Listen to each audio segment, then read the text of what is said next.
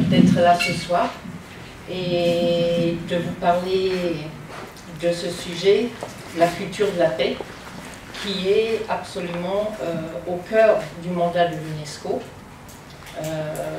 où je travaille depuis quelques décennies, justement, à la construction de cette culture de la paix. Donc j'espère que je peux vous apporter quelques éléments de réflexion, quelques idées. Donc vous connaissez certainement cette phrase de l'acte constitutif de l'UNESCO, qui dit que les guerres prenant naissance dans l'esprit des hommes et des femmes.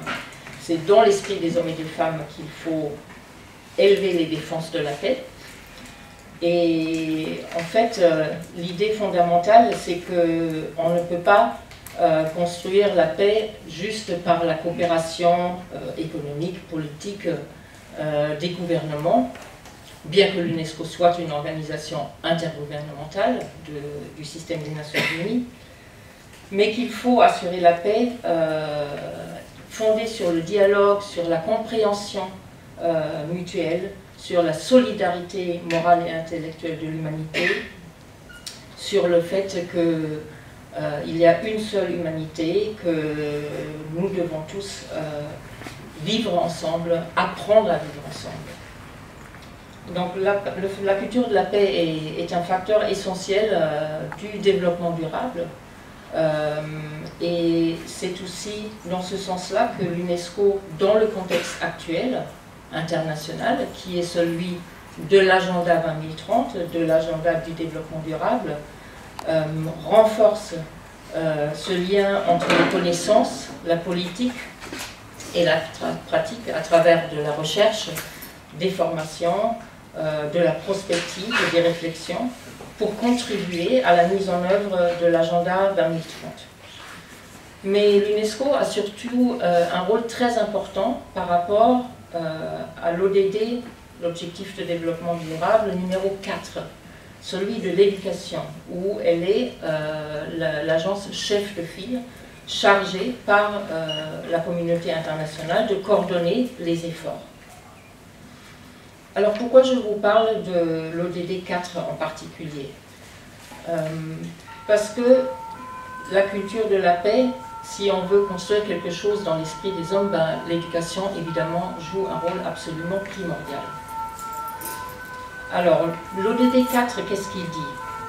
Il vise à assurer une éducation inclusive et équitable, de qualité, et de promouvoir des possibilités d'apprentissage tout au long de la vie, pour tous.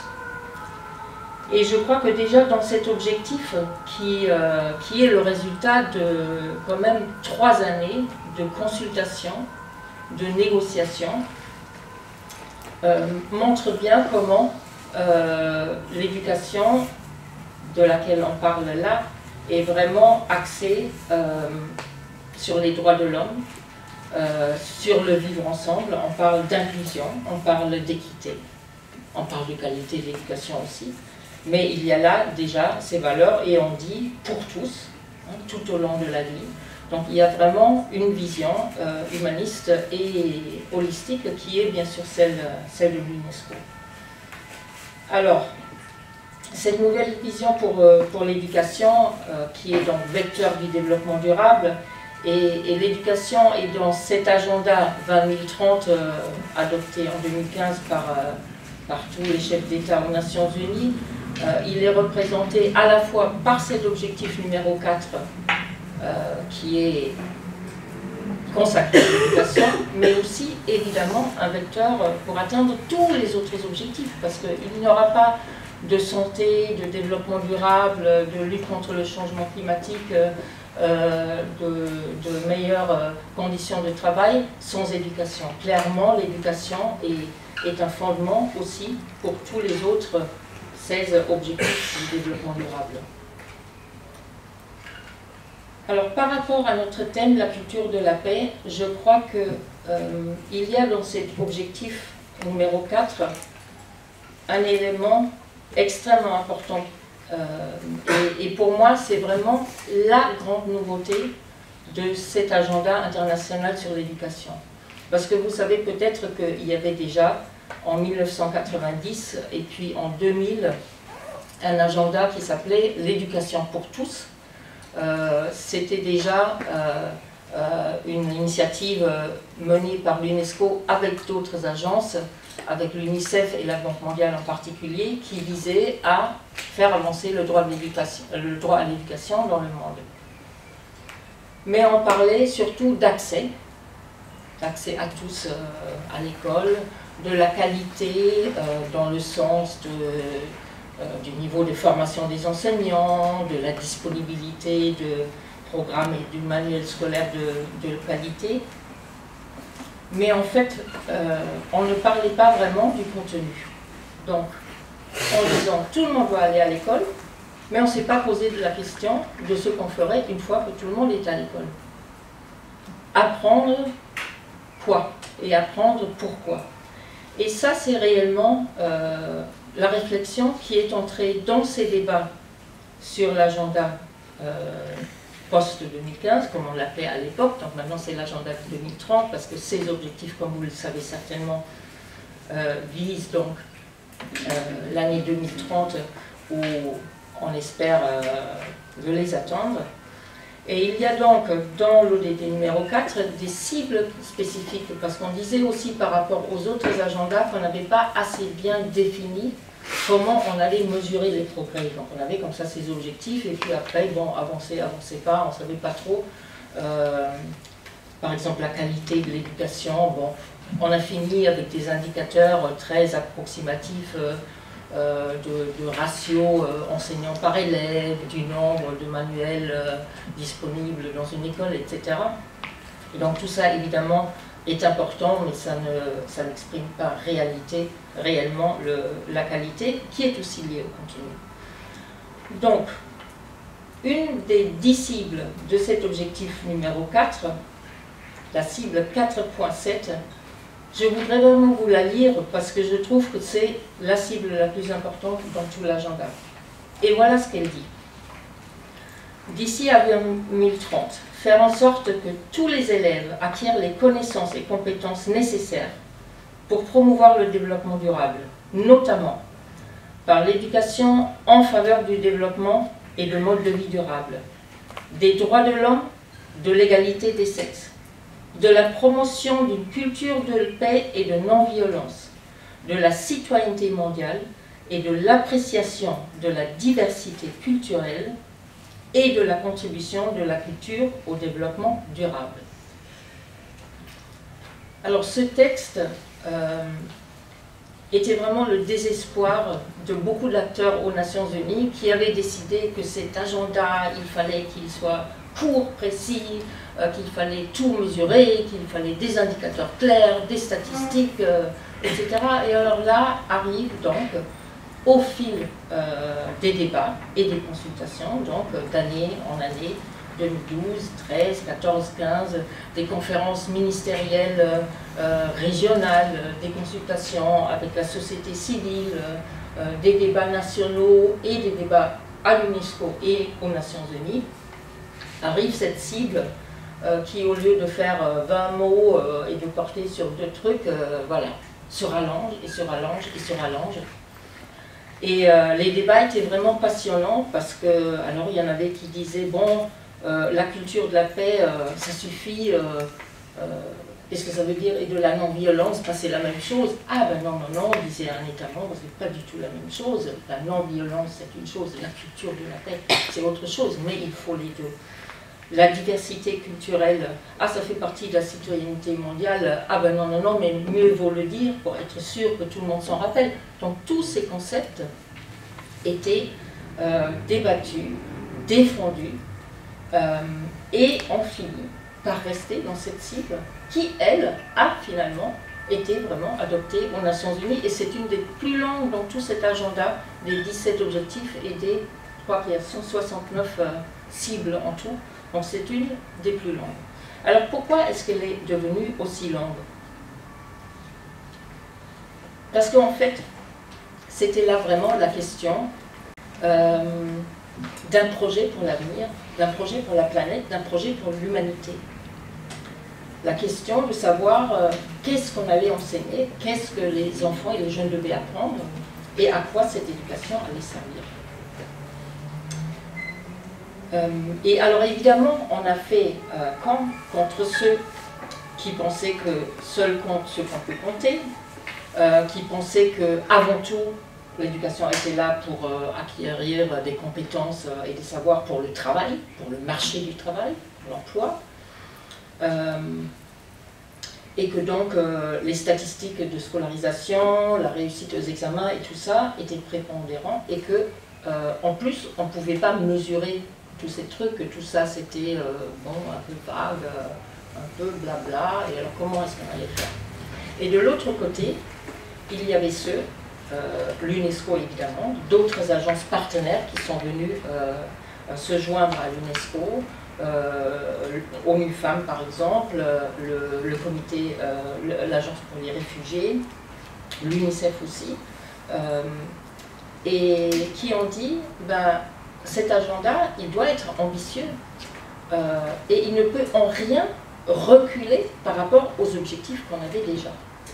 Donc, au mieux, on reste avec ceux qu'on avait prévus en 2000, mais comme le monde a évolué et qu'on a appris quand même beaucoup de choses dans la gestion de cet agenda, ben soyons plus précis et soyons plus ambitieux et avançons et réparons aussi des erreurs qu'on avait faites, notamment ceux, par exemple, qu'en 2000, on avait prévu, par exemple, de couper l'analphabétisme des jeunes et des adultes à moitié, et qu'on disait, mais ça veut dire quoi ça par rapport à la Déclaration universelle des droits de l'homme qui dit que tout le monde a un droit à l'éducation. Alors qui décide quelle est la moitié qui va apprendre et l'autre moitié qui ne va pas apprendre?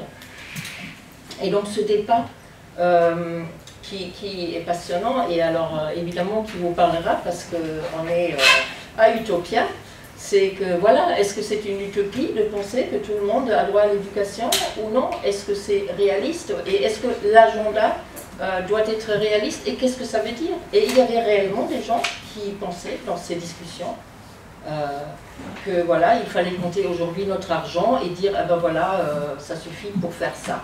Hein, et donc, il n'y en aura jamais assez pour envoyer tous les enfants à l'école, et donc, c'est pas la peine d'écrire ça dans un agenda international.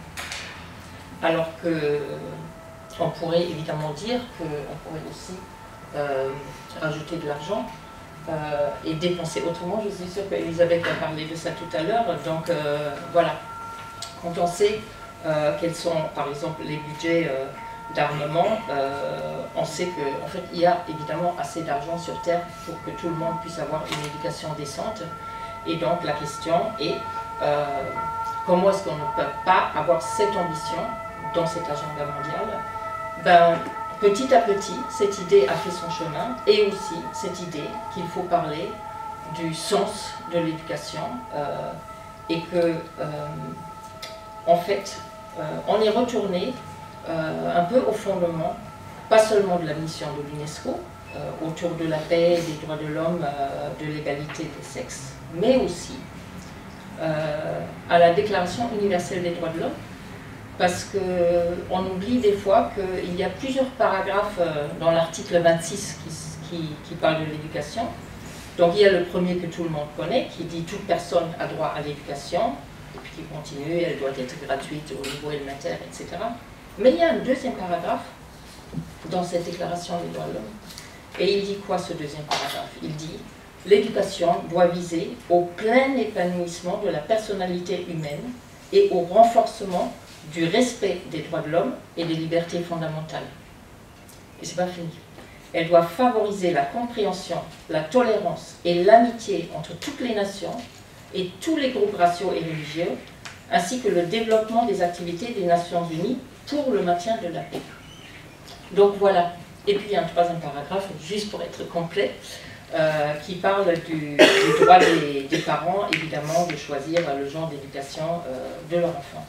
Donc, on a rappelé un peu, si vous voulez, les fondements, et que quand même, en 2015, on ne peut pas adopter un agenda mondial qui sert de cadre à tous les gouvernements du monde et à tous les autres acteurs multilatéraux, nationaux et à la société civile, et aller en dessous de ce qui a déjà été dit en 1945.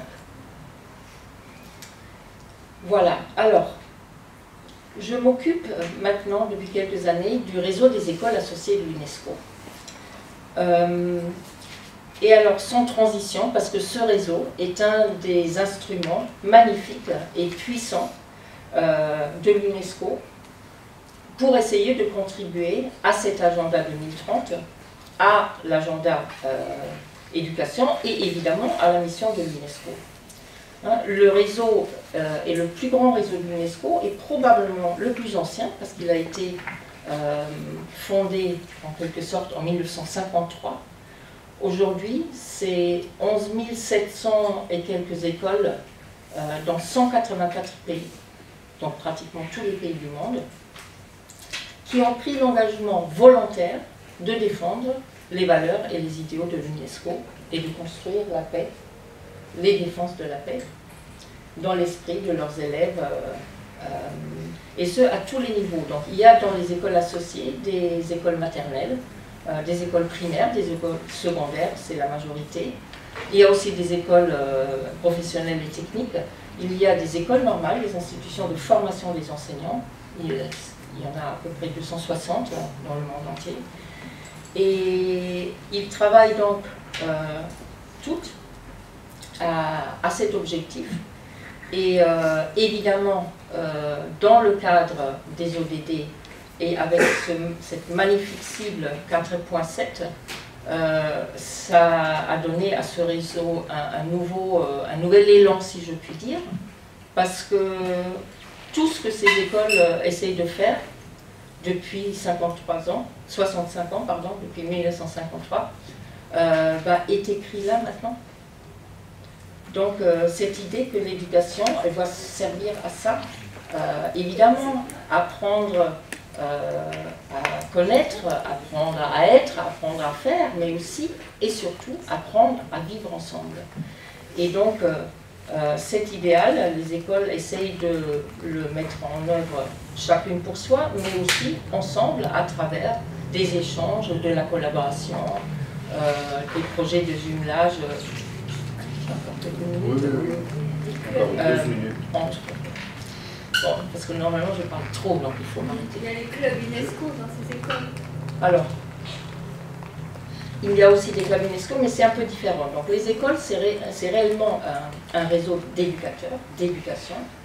C'est un réseau professionnel, c'est un réseau d'innovation pédagogique, parce qu'on expérimente depuis 65 ans comment enseigner justement ces valeurs, comment les faire avancer, comment promouvoir la paix au niveau d'une école, dans l'esprit des élèves.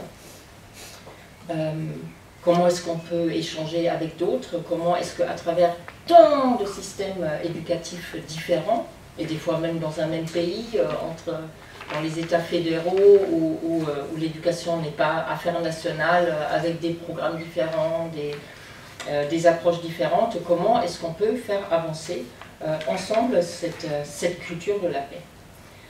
Alors, il y a évidemment beaucoup d'expériences et de projets, 1001 histoires à vous faire pleurer et rire tous le reste de la soirée, mais peut-être je voudrais plutôt vous expliquer comment aussi ces quelques dernières années et en ce moment on essaye de contribuer réellement à cette cible 4.7. Donc, premièrement, l'innovation, on pense des fois qu'il faut faire des choses différentes, mais souvent, il faut juste faire les choses différemment. Et ça, c'est quelque chose d'extrêmement important pour les enseignants, parce que partout dans le monde, les enseignants sont sous pression. Les programmes sont de plus en plus chargés, les ressources sont de moins en moins, les enseignants aussi sont de moins en moins, ils ont de plus en plus d'élèves.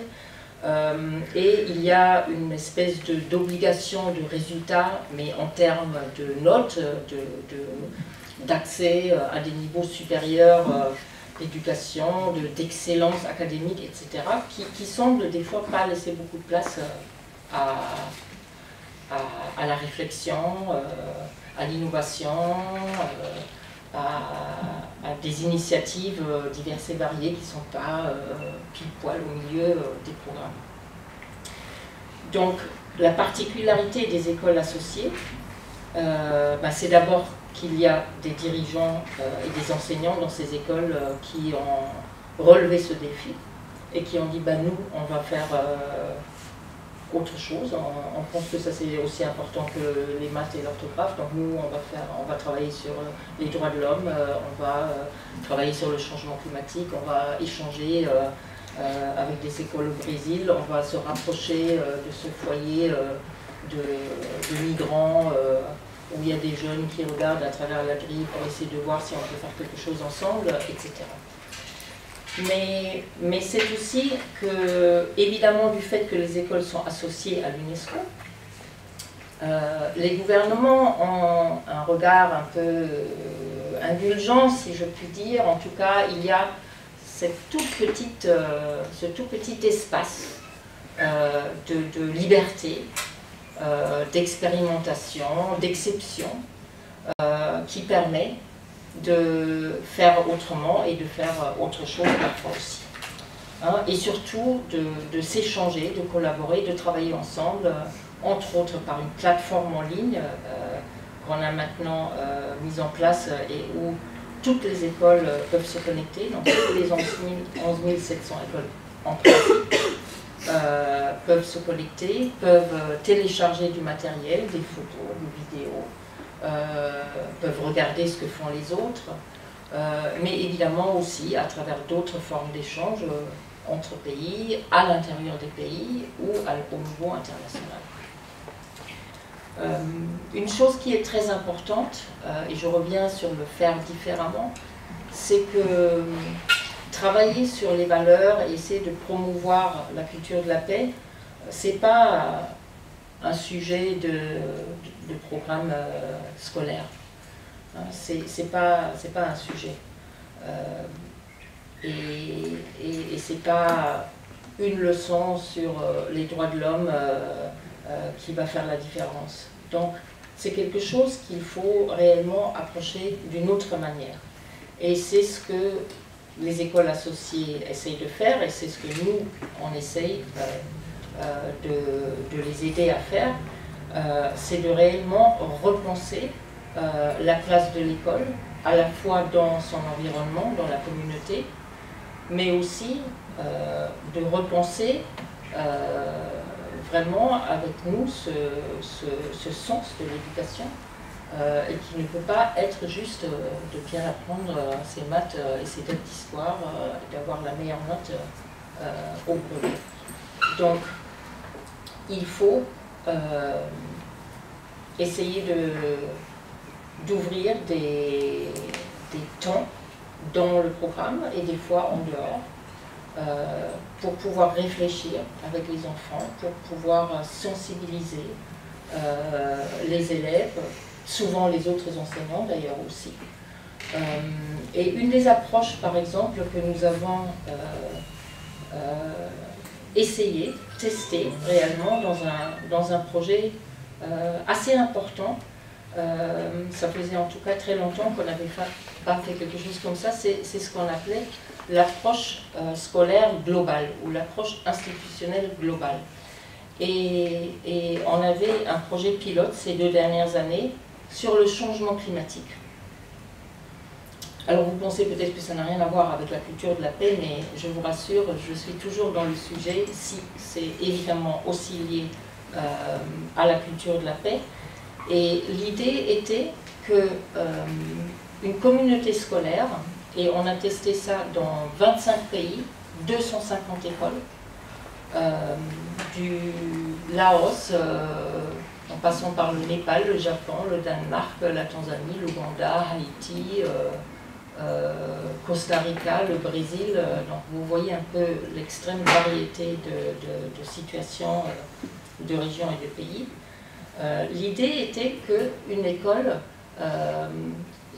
se réunit et fait un diagnostic de sa manière de fonctionner, de ses bâtiments, de sa gestion des ressources, de son espace,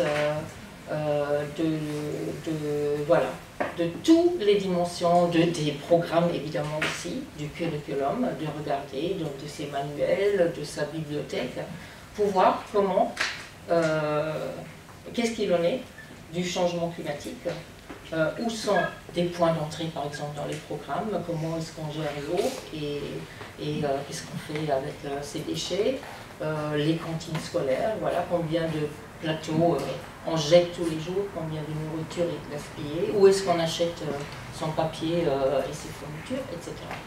Et à partir de ce diagnostic, les écoles ont fait chacune son plan d'action, aussi modeste ou ambitieux qu'ils le souhaitaient, selon leurs moyens, selon leur compréhension, selon les soutiens qu'ils avaient ou non. Et une des composantes très importantes dans cette approche, c'était aussi les partenariats locaux. Donc on les a encouragés à aller chercher des ressources et des partenaires, mais pas nécessairement en allant à la banque d'à côté pour demander des sous, même si ce n'était pas interdit, mais en disant par exemple, pour une école rurale, qui peut être un expert sur le changement climatique. Par exemple, les agriculteurs du coin. Ils en savent quelque chose, ils ont quelque chose à apporter à la discussion. D'autres parents ou personnes dans la communauté peuvent contribuer.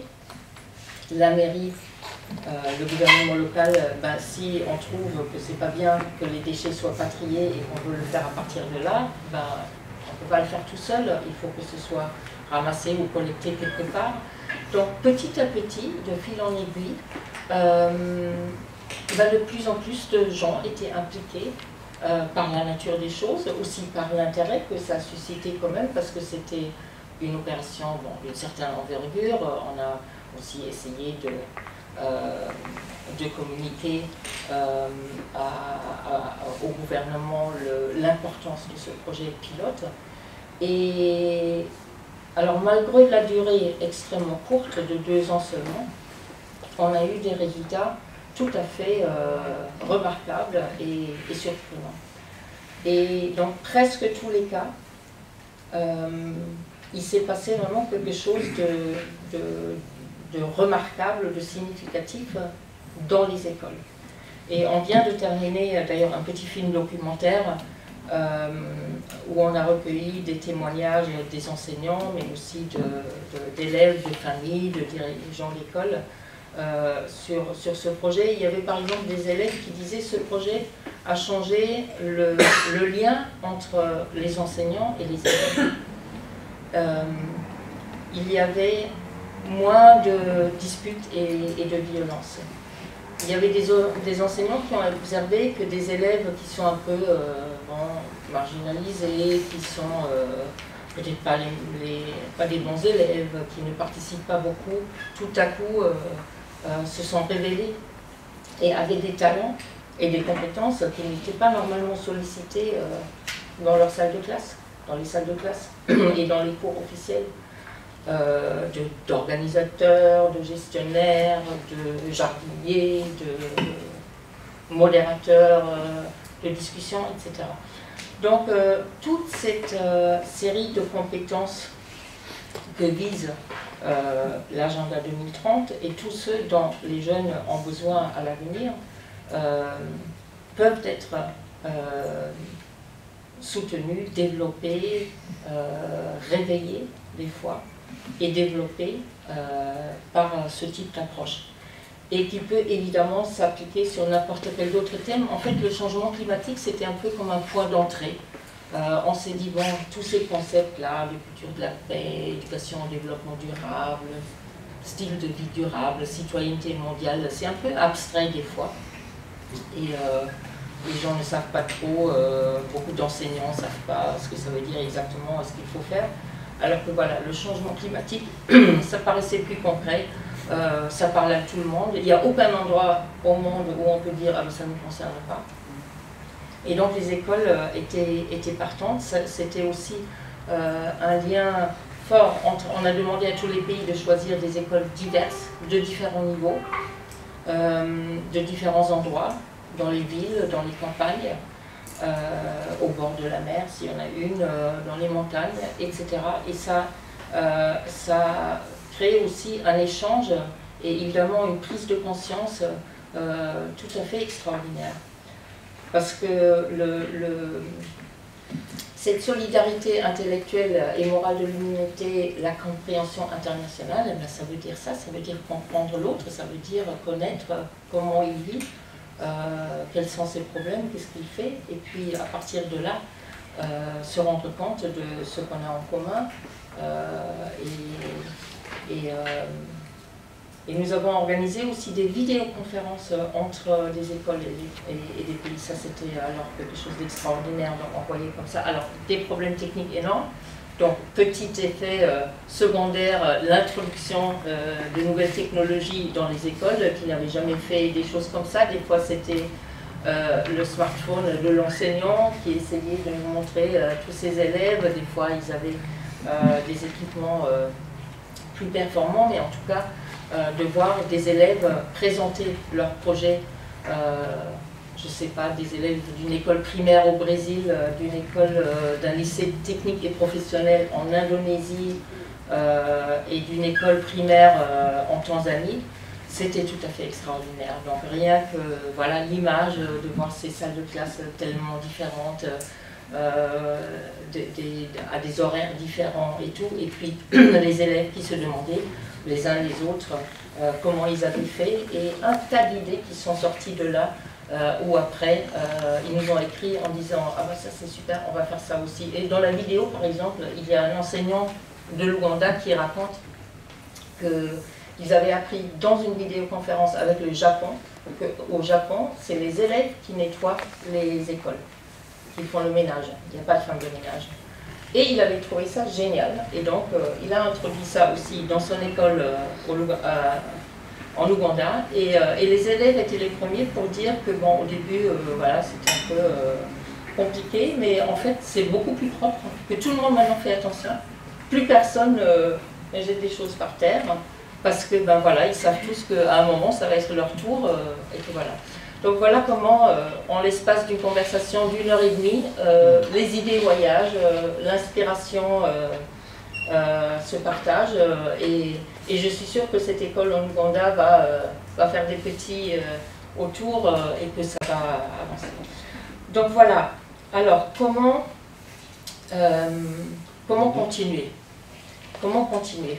J'allais justement venir à la fin. Évidemment, c'est difficile. Il y a peu de temps, il y a peu de ressources. Le temps presse aussi, il y a urgence, pas seulement pour le climat, mais aussi pour la culture de la paix. Donc, comment avancer? Moi, je crois que malgré ces limitations et les difficultés, et même des difficultés d'ordre administratif dans des écoles, on nous fait aussi remonter des fois qu'il y a des enseignants à qui on dit que bon ça va maintenant les trucs de l'UNESCO là, voilà, refaire un peu de grammaire plutôt que les droits de l'homme et de la femme. Mais il y a un tel engouement. Il y a en même temps on a quelque chose comme 1200 candidatures, il y a tous les jours de nouveaux pays qui se remobilisent, qui revitalisent leur réseau. Donc il y a réellement une dynamique qui est causée, je crois, par cette envie de beaucoup, de contribuer à quelque chose, de contribuer à ces idéaux de l'UNESCO, de contribuer de sortir de la course effrénée, aux notes, aux résultats scolaires, à cette compétition entre élèves, à cette violence qui s'installe dans les écoles, dans les salles de classe, dans les environnements scolaires, et de vraiment repartir vers autre chose, vers cette inclusion, vers cette équité qui est aussi dans notre objectif numéro 4. Et de trouver des moyens au niveau local de le faire. Et je voudrais juste conclure avec cette belle phrase. J'étais la semaine dernière à une réunion d'une douzaine d'écoles associées dans l'académie de Chartres, Tours. Il y avait 2 écoles maternelles, 3-4 écoles primaires, un lycée agricole, une unité spéciale pour les enfants en difficulté scolaire et familiale. Ils se sont tous retrouvés pour une journée, pour échanger, pour présenter ce qu'ils avaient fait sur le thème de la citoyenneté mondiale dans leur école. Alors Ange, c'est un village de 2600 habitants, hein, c'est vraiment tout petit, tout petit. Une ville, à partir de 2000, j'ai regardé. Je pensais que c'était un village, en fait, c'est une ville, donc c'est une ville de Ange. Mais j'étais invitée par la mère et par la directrice de l'école maternelle de Ange, qui étaient les hôtes cette année-ci. C'était la 4e fois de cette manifestation. Et il y avait alors dans cette salle vraiment quelque chose d'extraordinaire, et ça c'est un peu cette culture de la paix. Je l'ai senti vraiment, parce qu'il y avait ces enfants de tous âges qui étaient assis un peu par taille, donc par âge. Là, il y en avait 180, et qui s'écoutaient. Pendant toute une matinée, ils montaient par petits groupes sur le podium et ils présentaient ce qu'ils avaient fait avec des diapos. Ils avaient tous préparé une grande affiche avec des logos de l'UNESCO, des arcs-en-ciel, des signes de paix extraordinaires. Et ils échangeaient, ils s'applaudissaient mutuellement, ils s'écoutaient, même les tout petits. Et une des présentations d'une des écoles primaires se terminait par cette phrase d'un petit garçon qui disait ce qu'il avait appris, donc avec ses activités de citoyenneté mondiale. Il avait appris « Tout seul, je vais plus vite, mais ensemble, nous allons plus loin ». Merci beaucoup. Merci beaucoup pour cet exposé qui nous fait regretter de ne pas avoir fait partie de ce réseau, enfin de ne pas avoir été scolarisé dans le cadre de ces écoles.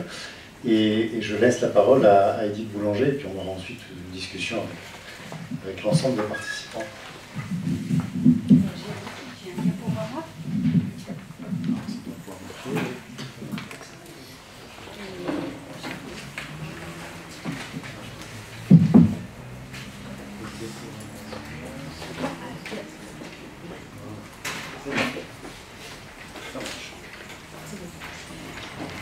Bonjour à tous et merci vraiment d'avoir invité le Mouvement de la Paix. Parce que le Mouvement de la Paix, il a 71 ans, et dans ses statuts, dans l'esprit de la Charte des Nations Unies, qui est née en 1945, ces statuts disent qu'il a pour but d'associer en France tous ceux qui souhaitent participer à la construction de la paix et de sécurité nationale et internationale. Alors, nous sommes donc une association vieille de 71 ans. Alors, il faut que je fasse comme ceci, n'est-ce pas pour, la petite flèche du bas, là, à droite, à droite du tableau.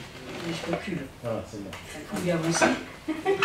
Alors, donc, c'est une association qui est une ONG, créée en 1948, donc, et qui est agréée Association nationale de jeunesse et d'éducation populaire, ce qui nous donne la possibilité théorique d'aller dans les établissements scolaires.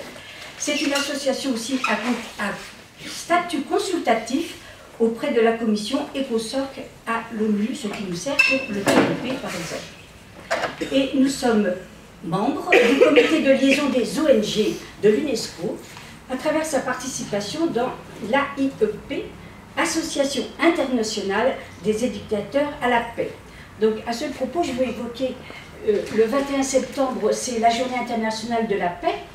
Et donc, ce groupe d'ONG a fait un concours de marionnettes pour la paix, un concours international. On a demandé à plein d'écoles du monde entier de faire une vidéo sur les marionnettes. C'était formidable, nous avons distribué des prix et beaucoup de pays ont participé avec les enfants. Ce sont vraiment les enfants qui ont fait ces marionnettes. Et puis l'année dernière, il y a eu un concours aussi. C'est pas un concours, c'est une manifestation sur les robots et les drones. Et je vous assure, c'était très intéressant de voir les dessins des enfants parce qu'ils voyaient les drones et les robots sous un aspect très positif pour aider les humains. Alors, nos principes de base, je l'ai dit tout de suite, la paix n'est pas que l'absence de guerre. La guerre est toujours un échec. le surarmement assure notre insécurité. Donc ça, c'est dans les idées reçues, la sécurité est assurée par les armes. Nous disons le contraire. Et aucun conflit ne peut être résolu durablement par la violence, par l'humiliation des vaincus. Et en ce sens, on reprend ce que dit Bertrand Batty.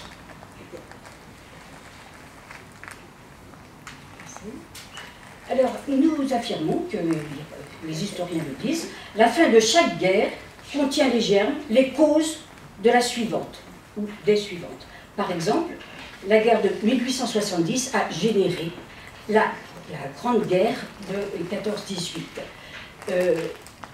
À l'issue de la guerre de 14-18, il y a eu le traité de Versailles, le traité de Sèvres, puis de Lausanne, et évidemment, ces traités ont généré la Deuxième Guerre mondiale, la Seconde Guerre mondiale, puisqu'il y a eu le partage, par exemple, de la Mésopotamie dans ce qu'on appelle la Turquie, etc., et au détriment, par exemple, du Kurdistan.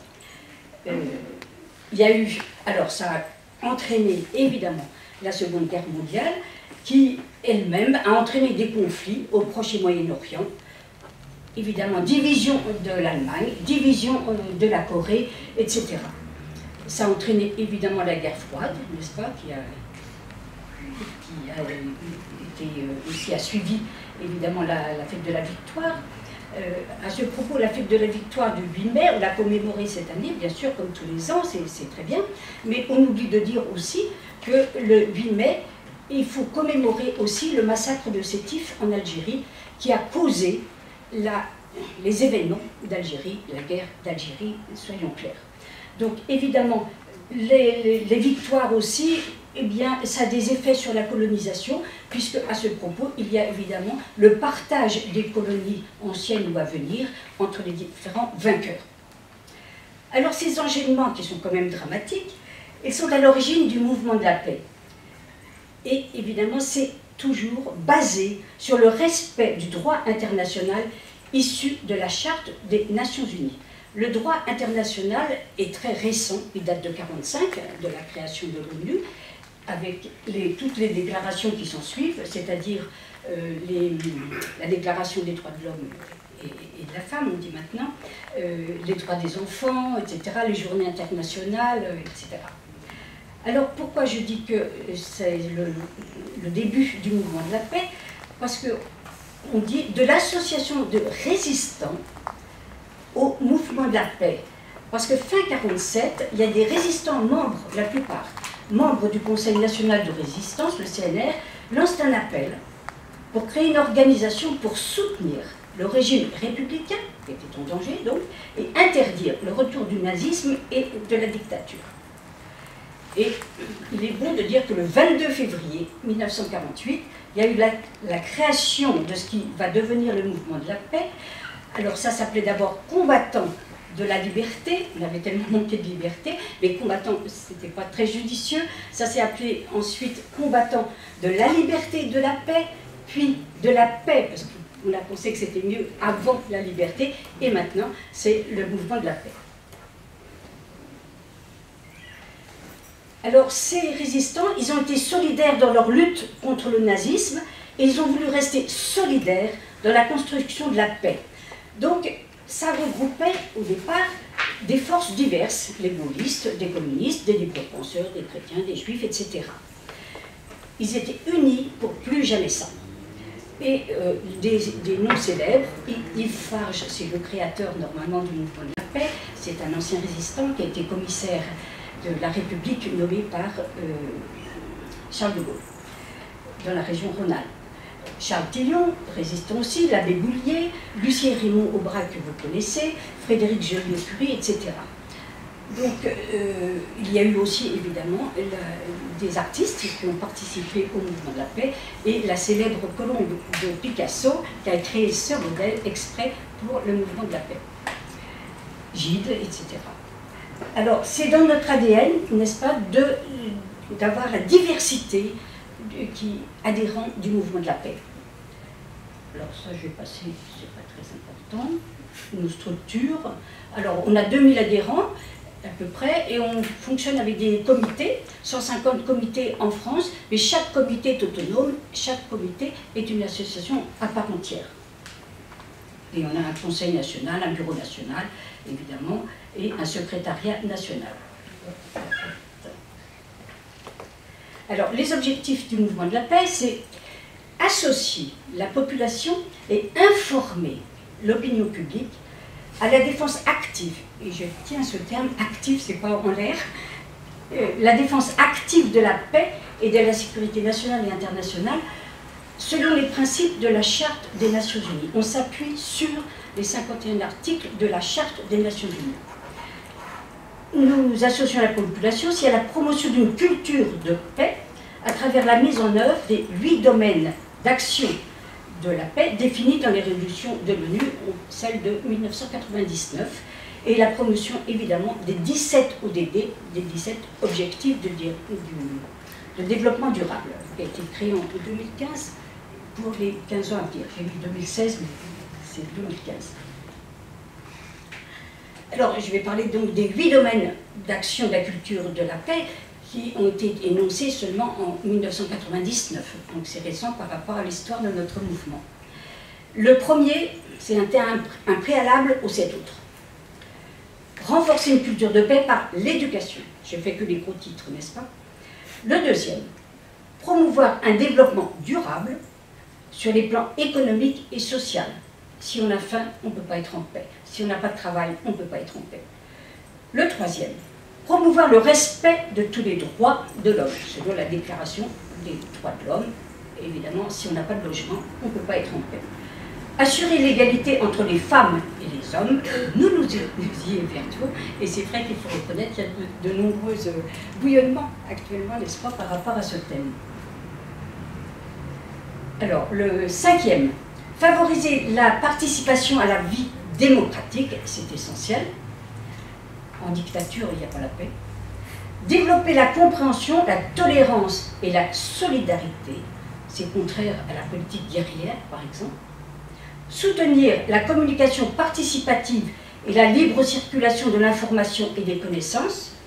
C'est vrai que la liberté de la presse est atteinte dans de nombreux pays. Bon, je peux citer la Turquie actuellement, où de nombreux journalistes sont emprisonnés. Et le dernier seulement, le 8e domaine, ne concerne la sécurité. Ce n'est qu'au bout de ces 7 autres-là qu'on émet le 8e domaine de culture de la paix, qui est promouvoir la paix et la sécurité internationale.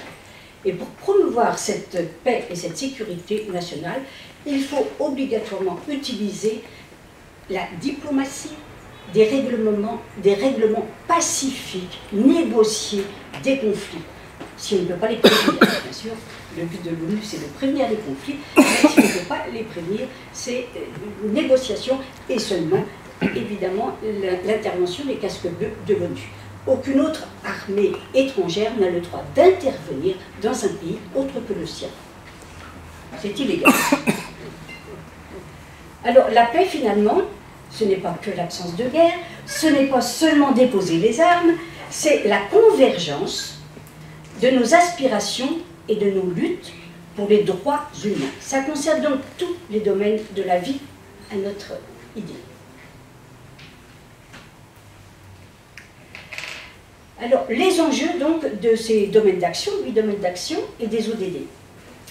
On s'aperçoit donc que ces domaines d'action, que les ODD, recouvrent l'ensemble des activités humaines. Donc, chaque avancée dans un de ces domaines fait avancer la paix. Chaque recul fait reculer la paix. Par exemple, la loi sur l'IVG, eh bien, ça fait avancer la paix. En Pologne, le retrait de l'IVG, ou les discussions à ce propos, fait reculer la paix. Donc, ce que nous voulons, c'est substituer à la culture de guerre qui est manifeste, et de la violence qui est manifeste, et qui sont institutionnalisées, nous voulons substituer cette culture de guerre à la culture de paix. Enfin, la culture de paix. Donc, vous pensez bien que notre sujet est immense, et nous devons établir des priorités pour y répondre, et cela dépend évidemment des moments.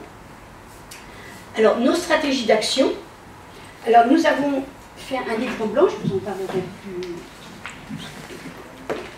plus dans le détail après. C'est un outil de dialogue et d'information, c'est un peu notre Bible en quelque sorte. Et nous avons 4 campagnes prioritaires. Nous définissons nos campagnes prioritaires à chaque congrès de notre mouvement, qui a lieu tous les 3 ans. Nous favorisons les partenariats nationaux. Donc nous initions des collectifs, nous faisons partie de collectifs déjà existants. Nous avons initié donc le collectif En Marche pour la Paix à l'occasion du 21 septembre, parce que chaque comité faisait des initiatives, évidemment sur son propre domaine, mais pour être visible, parce qu'on n'est pas assez visible, c'est une réalité, on a pensé à faire un collectif En Marche pour la Paix, et il y a 3 ans seulement. Donc au départ on était 50 organisations, cette année on en a 160 organisations, petites ou grandes, peu importe, et nous marchons en tout cas ensemble le samedi qui suit le 21 septembre, cette année ça sera le 21 septembre, c'est un samedi, et par exemple à Paris la première année, alors qu'on avait décidé ça très vite, on a été 3000 marcheurs, l'année suivante 5000, mais aucun relais dans la presse. La première année 23 marches en France, l'année dernière 40, et je pense que cette année nous serons encore plus nombreux. Donc nous sommes dans le collectif Autant, non à l'OTAN, non à la guerre. Nous participons au collectif Non au salon Eurosatori, qui a lieu tous les 2 ans à Paris, et nous sommes dans le CRID, bien sûr. J'en oublie, hein, mais je ne peux pas tout citer. Les partenariats internationaux, nous les favorisons. Nous allons aux forums sociaux mondiaux. Nous faisons partie du BIP, le Bureau international de la paix, du CNP, du Conseil mondial de la paix. Nous faisons partie d'ICANN, et là nous en sommes très fiers, parce que je ne sais pas si vous savez, mais ICANN, c'est donc Campagne internationale pour l'abolition des armes nucléaires. Cette coalition de 350 organisations a obtenu le prix Nobel en décembre 2017. Donc nous faisons partie de ICANN. Nous faisons partie aussi du collectif international No Tomato, No Pouvoir. Mais nous organisons aussi des contacts, nous essayons en tout cas de développer, pour être le plus visible possible, des contacts bilatéraux avec des organisations pacifistes du monde entier, enfin pas du monde entier, on n'y arrive pas, mais enfin bon, en Angleterre, elle l'a dit, au Japon, on a beaucoup de relations à cause d'Hiroshima et Nagasaki, et Belges par exemple, etc. Alors, le livre blanc de la paix que je vous ai présenté, il a eu comme préalable: la violence n'est pas une fatalité. Ça a été déclaré au manifeste de Séville, qui a été sous l'égide de l'UNESCO en 1989. Donc, en fait, c'est un livre fédérateur, parce que nous l'avons écrit. Vous savez qu'il y a le livre blanc pour la défense, donc quand on lit, on est horrifié en tant que pacifiste. Donc on a dit, on va faire un livre blanc pour la paix, avec une analyse de la situation et nos propositions. Donc on l'a écrit avec une trentaine d'organisations du collectif En Marche pour la Paix. Et il y a une partie consensuelle où toutes ces associations sont d'accord, nous l'avons rédigé ensemble, et il y a une partie expression complémentaire pour que chaque association puisse s'exprimer pour ses spécificités. Alors, je vais vous citer juste quelques propositions. Nous voulons débattre d'Helsinki 2, provoquer un Helsinki 2, parce que Helsinki 1, enfin Helsinki, c'était les accords d'Helsinki qui ont eu lieu en 1975 pour la sécurité en Europe, y compris la Russie. Toute l'Europe entière. Toute l'Europe, y compris la Russie. Donc nous voulons justement réfléchir à faire de nouveaux accords sur la sécurité qui ne soit pas que militaire.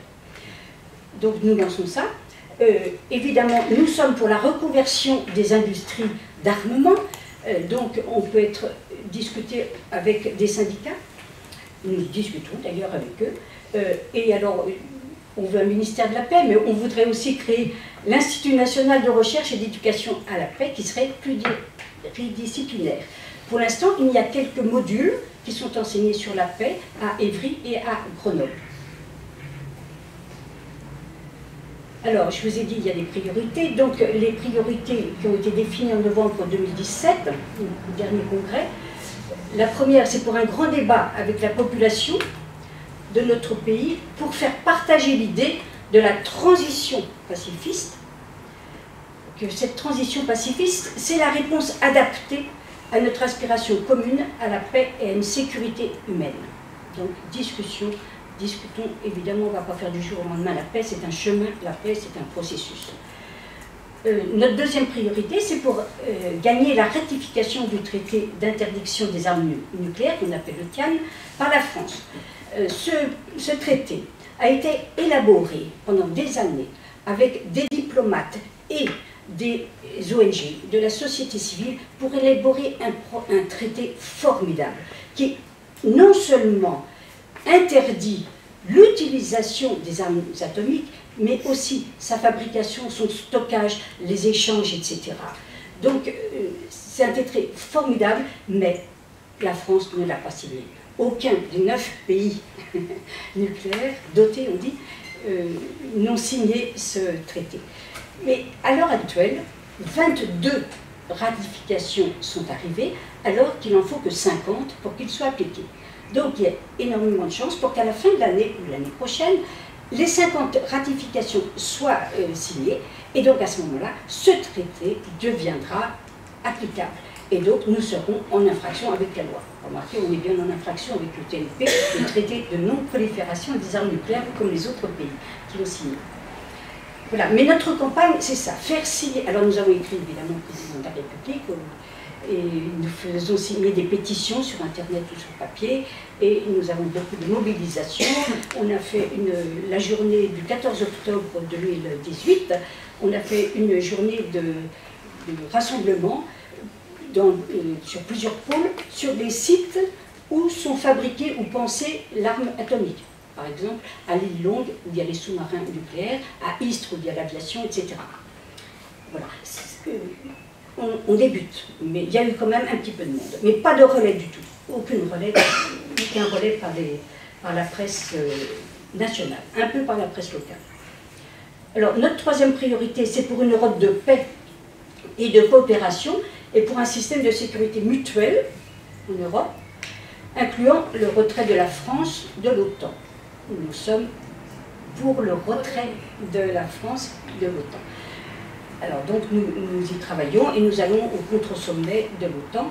Vous savez que l'OTAN a fêté ses 70 ans le 4 avril 2019, donc à Washington, mais alors comme ça ne va pas très bien au sein des membres de l'OTAN, ils ont fait une fête avec une petite fête et vont faire un sommet en décembre à Londres.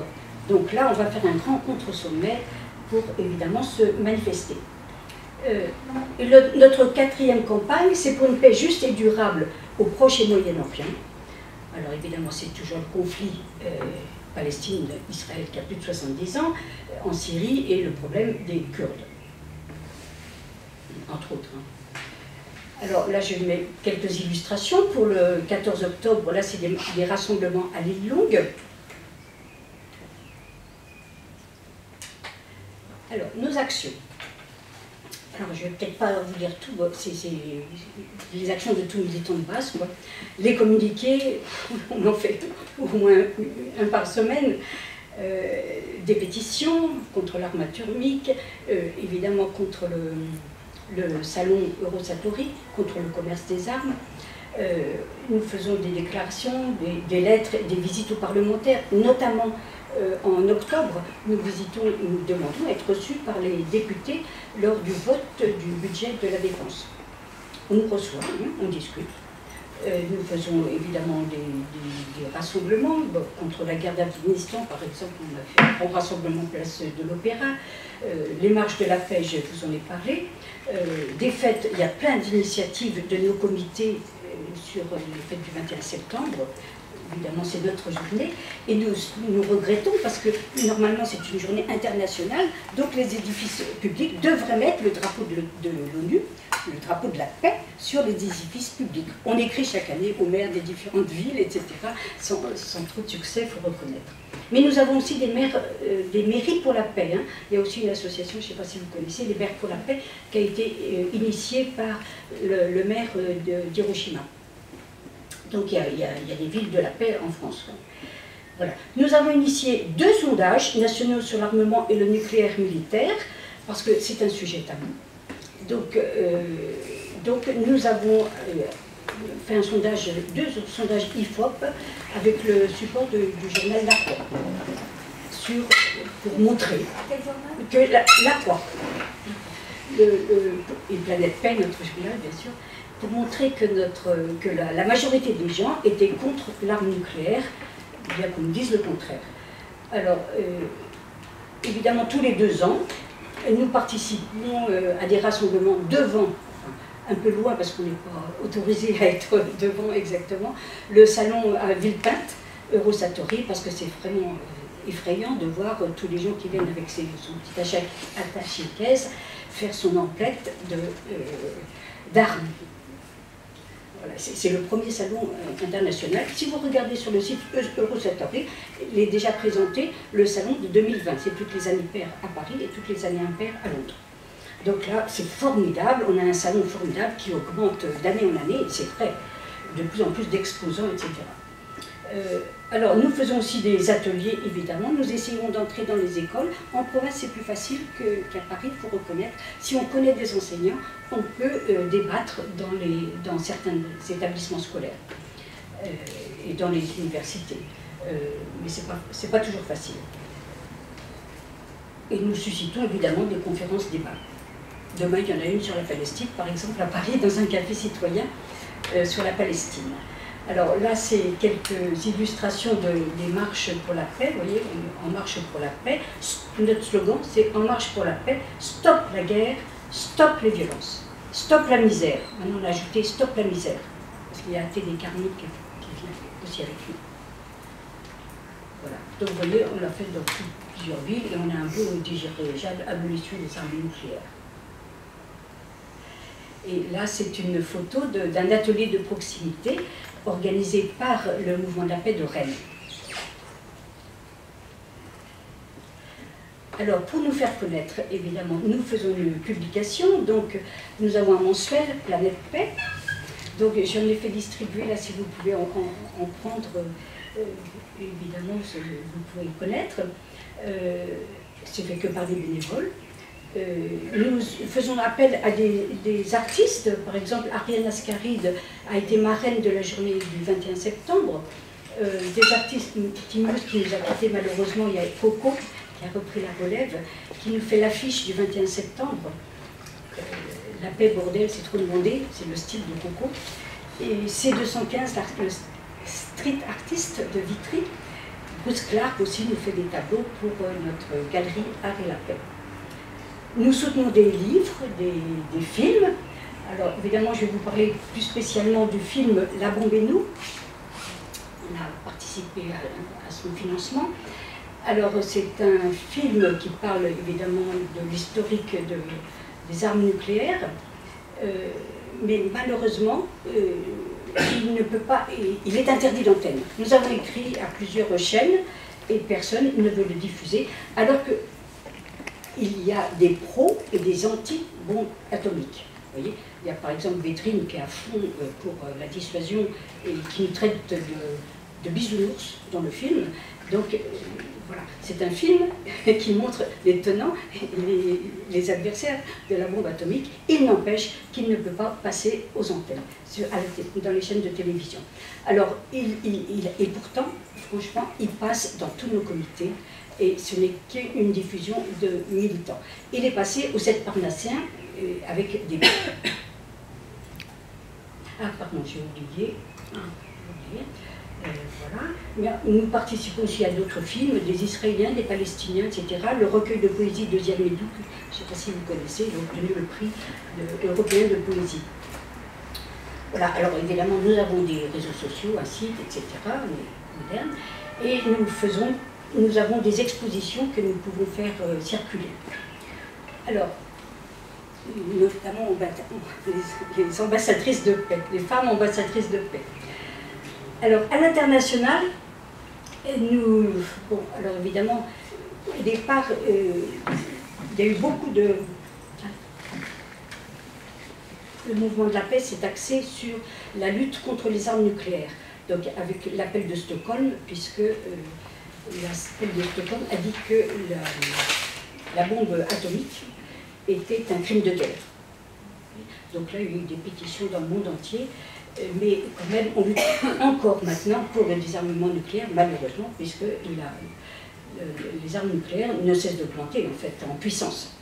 Donc nous participons au le traité de non-prolifération des armes nucléaires et le TIAN. J'ai encore 23 minutes. Non, 2, 3. C'est pas en 2 minutes ? Si, si. Ah, ok. Alors, donc je vais passer plus vite, puisqu'on va parler plus de, quand même, quelques victoires. Je peux dire quelques victoires. L'appel de Stockholm, on a participé aux euromissiles, le démantèlement de la base du plateau d'Albion, mais moi je pense que le plus actuel, c'est le premier rapport parlementaire sur l'arme nucléaire en France en 2018. Ça, c'est pas mal.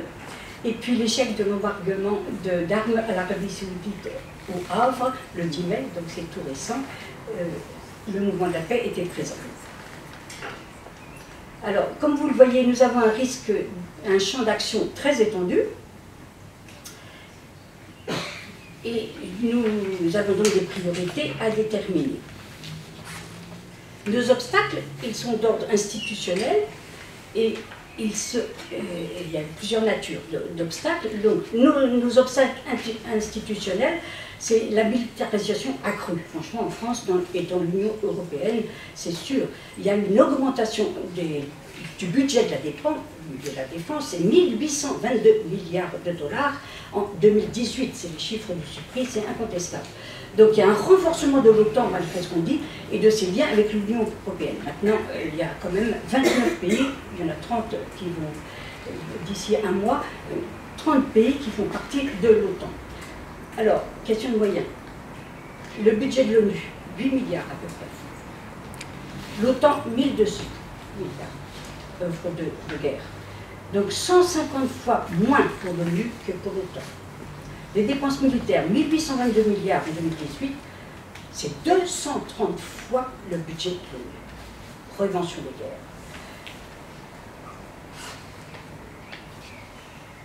La militarisation de la France. On a une dépendance presque féodale avec l'OTAN. D'ailleurs, c'est ce qui est marqué en clair sur la loi de programmation militaire et sur le livre blanc de la défense. On fait partie de l'OTAN et même du haut commandement depuis Sarkozy. Donc le budget de la défense, il est quand même à 2,3% du PIB. Ça, c'est les chiffres CIPRI. Le chiffre officiel français, c'est 1,82. Et une horreur, on va doubler le budget du nucléaire militaire de 3,5 qui va passer à 6 milliards d'euros sur plusieurs années. Alors que c'est des armes de non-emploi et qui vont être illégales d'ici un an. Et puis, évidemment, il y a, vous savez, les lois de sécurité qui font que l'armée entre dans les manifestations. Les autres obstacles, c'est l'établi quand même, sur l'arme nucléaire, parce que c'est réserve du chef de l'État. Okay. Alors, donc, je vais juste... on va discuter après, hein. Donc, je peux passer tout ça. Vous savez qu'on a des problèmes de... Personne ne relaie nos manifestations, ou si peu. Donc, voilà. Et pourtant, c'est presque fini, nous sommes la majorité à vouloir vivre en paix. Et pourtant, les zones exemptes d'armes nucléaires occupent les 3 quarts de notre globe. Donc, nous sommes majoritaires. Nous demandons une zone exempte d'armes nucléaires en Europe et au Proche et Moyen-Orient. Israël a la bombe atomique. Et sur le sol européen, ce sont les États-Unis qui ont le plus de bombes puisqu'ils ont des bases. Voilà. Et nous sommes la majorité aussi à vouloir un bon environnement, à lutter pour un développement durable, n'est-ce pas? Mais nous constatons qu'il y a peu de références aux pollutions militaires et à ses conséquences humaines et environnementales. Si une explosion arrivait d'une bombe nucléaire, allez voir votre préfet, oh, il n'y a pas de plan sec. On ne peut rien faire. La Croix-Rouge internationale, d'ailleurs, le dit, l'a écrit sur les toits. C'est pour ça que, d'ailleurs, le Vatican a signé le premier, a ratifié le premier, le TIAN, le traité d'interdiction des armes nucléaires, parce qu'il n'y a aucune... On ne peut rien faire contre une explosion d'une bombe atomique, et ça peut arriver. Voilà. Et la difficulté aussi, c'est que les gens ne savent pas qu'ils s'engagent concrètement pour la paix. Alors que, en travaillant dans tous ces 8 domaines, ils s'engagent pour la paix. Voilà, donc ça c'est le sondage IFOP, on en reparlera. Et notre contexte positif, je vais finir sur un contexte positif, pardon, c'est qu'il y a un bouillonnement d'idées actuellement. Les jeunes, par exemple, c'est formidable, les manifestations pour l'environnement, le développement durable, mobilisation, multiplication des associations, franchement, malgré leurs difficultés financières. Donc, la place donnée à la société civile est de plus en plus importante. On s'en aperçoit à l'UNESCO, on s'en aperçoit pour l'élaboration du TIAN, etc. Merci beaucoup. Merci. Alors, je vois qu'on est en marche pour la paix, mais alors je pense que ce n'est pas le même en marche auquel certains ont pu penser. On était avant. On a oui, fait mais ça, je n'en doute pas que vous étiez avant là-dessus. Je n'en doute absolument pas. On va évidemment, il n'y a pas de monopole et on peut faire en même temps plusieurs choses. Alors, je vais passer la parole à la salle. J'ouvre... Bon, et ben, je me lève et j'apporte le micro. Voilà, donc j'ai 3 choses à dire. Je suis un peu étonnée de ne pas avoir entendu parler du Conseil de l'Europe qui a fêté ses 70 ans dimanche 5 mai. Dans l'indifférence et le silence et la récupération et tout ce qu'on veut. Voilà, donc je tenais à le dire. Donc vous étiez arrêtés en 48, en 47-48, donc il y a 49 aussi, Conseil de l'Europe. Personnellement, je suis une citoyenne absolument lambda, et je les appelle, et je leur ai souhaité un bon anniversaire, je leur ai demandé ce qu'ils faisaient. Ils n'ont pas d'argent. Alors tout le monde peut faire un petit calcul. Vous prenez Conseil de l'Europe, Union Européenne, vous prenez budget, nombre d'habitants pour chacun. Et quand vous aurez le résultat, vous aurez compris pas mal de choses. Voilà, alors je voulais dire aussi, à propos de l'OTAN, sortir la France de l'OTAN, moi je veux bien, mais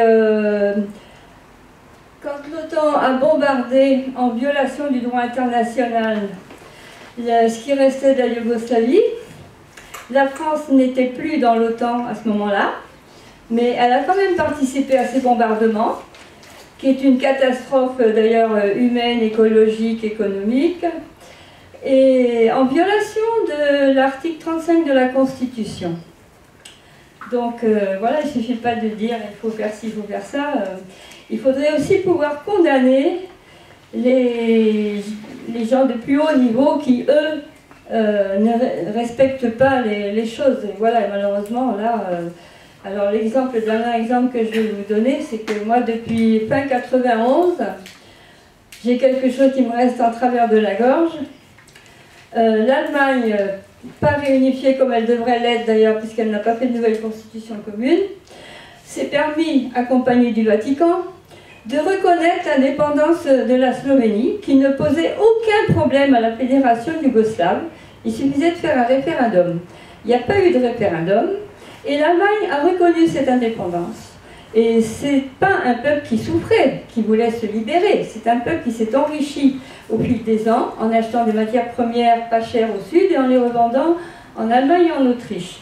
Mais il n'y avait aucun problème pour que la Slovénie quitte la fédération.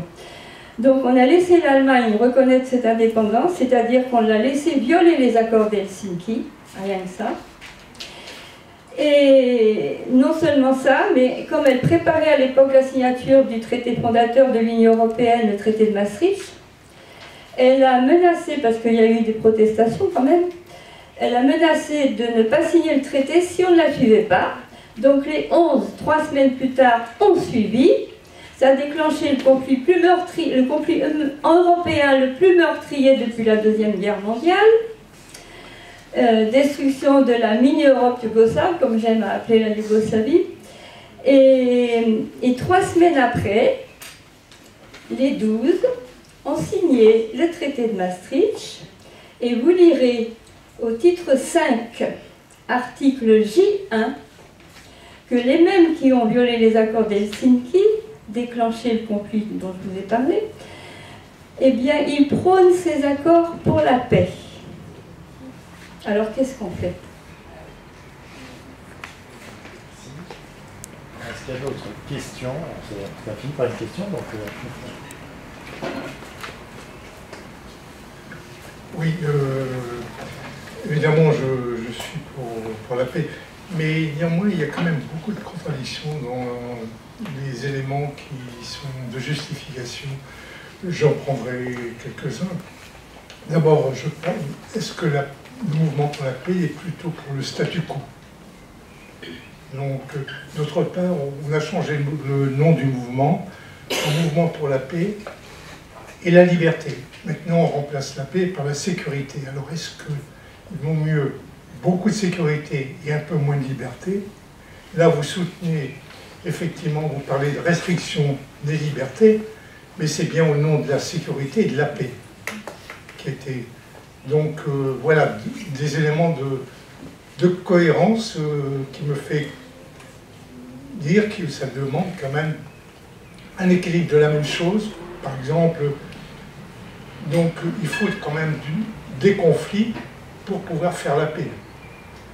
Donc, voilà, mais... Est-ce qu'il y a d'autres? Bonsoir. Merci pour vos 2 interventions. Alors moi j'ai une question pour Edith Boulanger, une question pour Sophie Detzel. Donc une question pour Edith Boulanger. En introduction, Sabine Detzel a bien dit que la paix ne se limitait pas à l'absence de guerre. Mais dans votre présentation, alors c'est vrai que vous êtes passé rapidement sur 3-4 slides qui avaient l'air importants, donc je ne sais pas ce qu'il y avait dedans.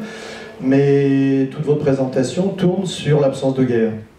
Donc vous êtes là sur la présentation, vous êtes très focalisé sur la guerre, avec notamment les guerres nucléaires, et pas du tout sur les autres types d'actions. Donc je voulais savoir ce que... Alors j'ai bien compris que c'était des priorités, mais c'est un peu contradictoire avec la définition de la construction de la culture de la paix. Donc je voulais savoir si vous pouviez développer les autres actions faites par le passé ou vos projets. Et puis pour Sabine Detzel, je voulais savoir quand même...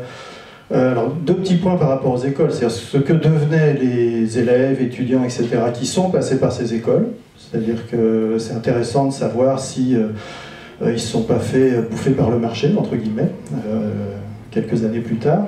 Est-ce que ce sont devenus des oligarques exemplaires, ou est-ce qu'ils ont fonctionné différemment en tant qu'adultes? Et puis, quand même, dans les exemples que vous donnez, des pays dans lesquels il y a ces écoles, justement, on n'est pas vraiment dans les pays leaders de la pensée capitaliste et consumériste. Donc, qu'est-ce qu'on fait, ou qu'est-ce que vous faites dans les pays porteurs de cette pensée mortifère? Alors, on voit bien, je termine là-dessus, on voit bien qu'il y a un certain nombre d'écoles d'ingénieurs en France dans lesquelles il s'est passé des choses pendant les remises de diplômes, hein, disant que l'enseignement qu'on inculquait aux étudiants était complètement à côté de la plaque. Il y a quelques étudiants qui ont été porte-parole de ça. Donc voilà. Donc dans nos pays, il y a des choses qui se passent. Mais voilà, est-ce qu'il s'est passé quelque chose à travers vos écoles, à vous? Je propose qu'on fasse un premier tour de réponse et ensuite on repart dans le sens. Je vous laisse commencer, peut-être. Oui, le Conseil de l'Europe. Oui, alors, le Conseil de l'Europe, vous savez, madame, je ne suis pas qualifiée pour vous répondre. Mais peut-être, peut-être Yves-Jean pourra vous répondre. Je ne suis pas spécialiste dans tout et Oui, oui, c'est vrai, c'est vrai. C'est vrai. Par contre, pour l'OTAN, on a toujours fait partie de l'OTAN. Toujours. Simplement, on avait été retiré du haut commandement. Mais on a toujours fait partie de l'OTAN. Et c'est M. Sarkozy qui nous a remis dans le haut commandement. Mais on n'a jamais... n'ont jamais quitté l'OTAN. Voilà. Donc, faut-il des conflits? Alors, je regrette effectivement, si vous avez entendu dans mon discours que le mot guerre, parce que pour moi, ce n'est que le 8e domaine d'action et de la paix qui touche les conflits. Dans tous les autres, c'est l'éducation, c'est l'égalité femmes-hommes, c'est le respect des droits de l'homme, la liberté de la presse, etc. Donc, la paix, c'est un processus. Donc, faut-il des conflits pour qu'il y ait des guerres? Je crois qu'il y aura toujours des conflits. Mais les conflits ne sont pas du tout les mêmes, n'est-ce pas? Avant, d'ailleurs, quand vous allez à l'Institut de la recherche de la défense nationale, où on est invité, le mouvement de la paix est invité des fois à parler, on ne parle plus de guerre, on parle de conflit, de basse ou de haute intensité. Il n'y a pas de déclaration de guerre, il n'y a plus de traité qui finit une guerre. En Syrie, il n'y a pas eu de déclaration de guerre, vraiment. Et pourtant, j'ai appris qu'il y avait 122 pays qui sont concernés dans la guerre de Syrie. C'est énorme. Et on ne parle pas de guerre mondiale pour la Syrie, alors qu'il y a 122 pays qui sont associés à cette guerre. Donc, il y aura toujours des conflits qui ne sont pas les mêmes. Et puis, il y aura toujours le pillage des ressources naturelles de l'Afrique, etc. Donc, ça génère des conflits, etc. Mais ce que nous prenons, c'est la façon de résoudre les conflits.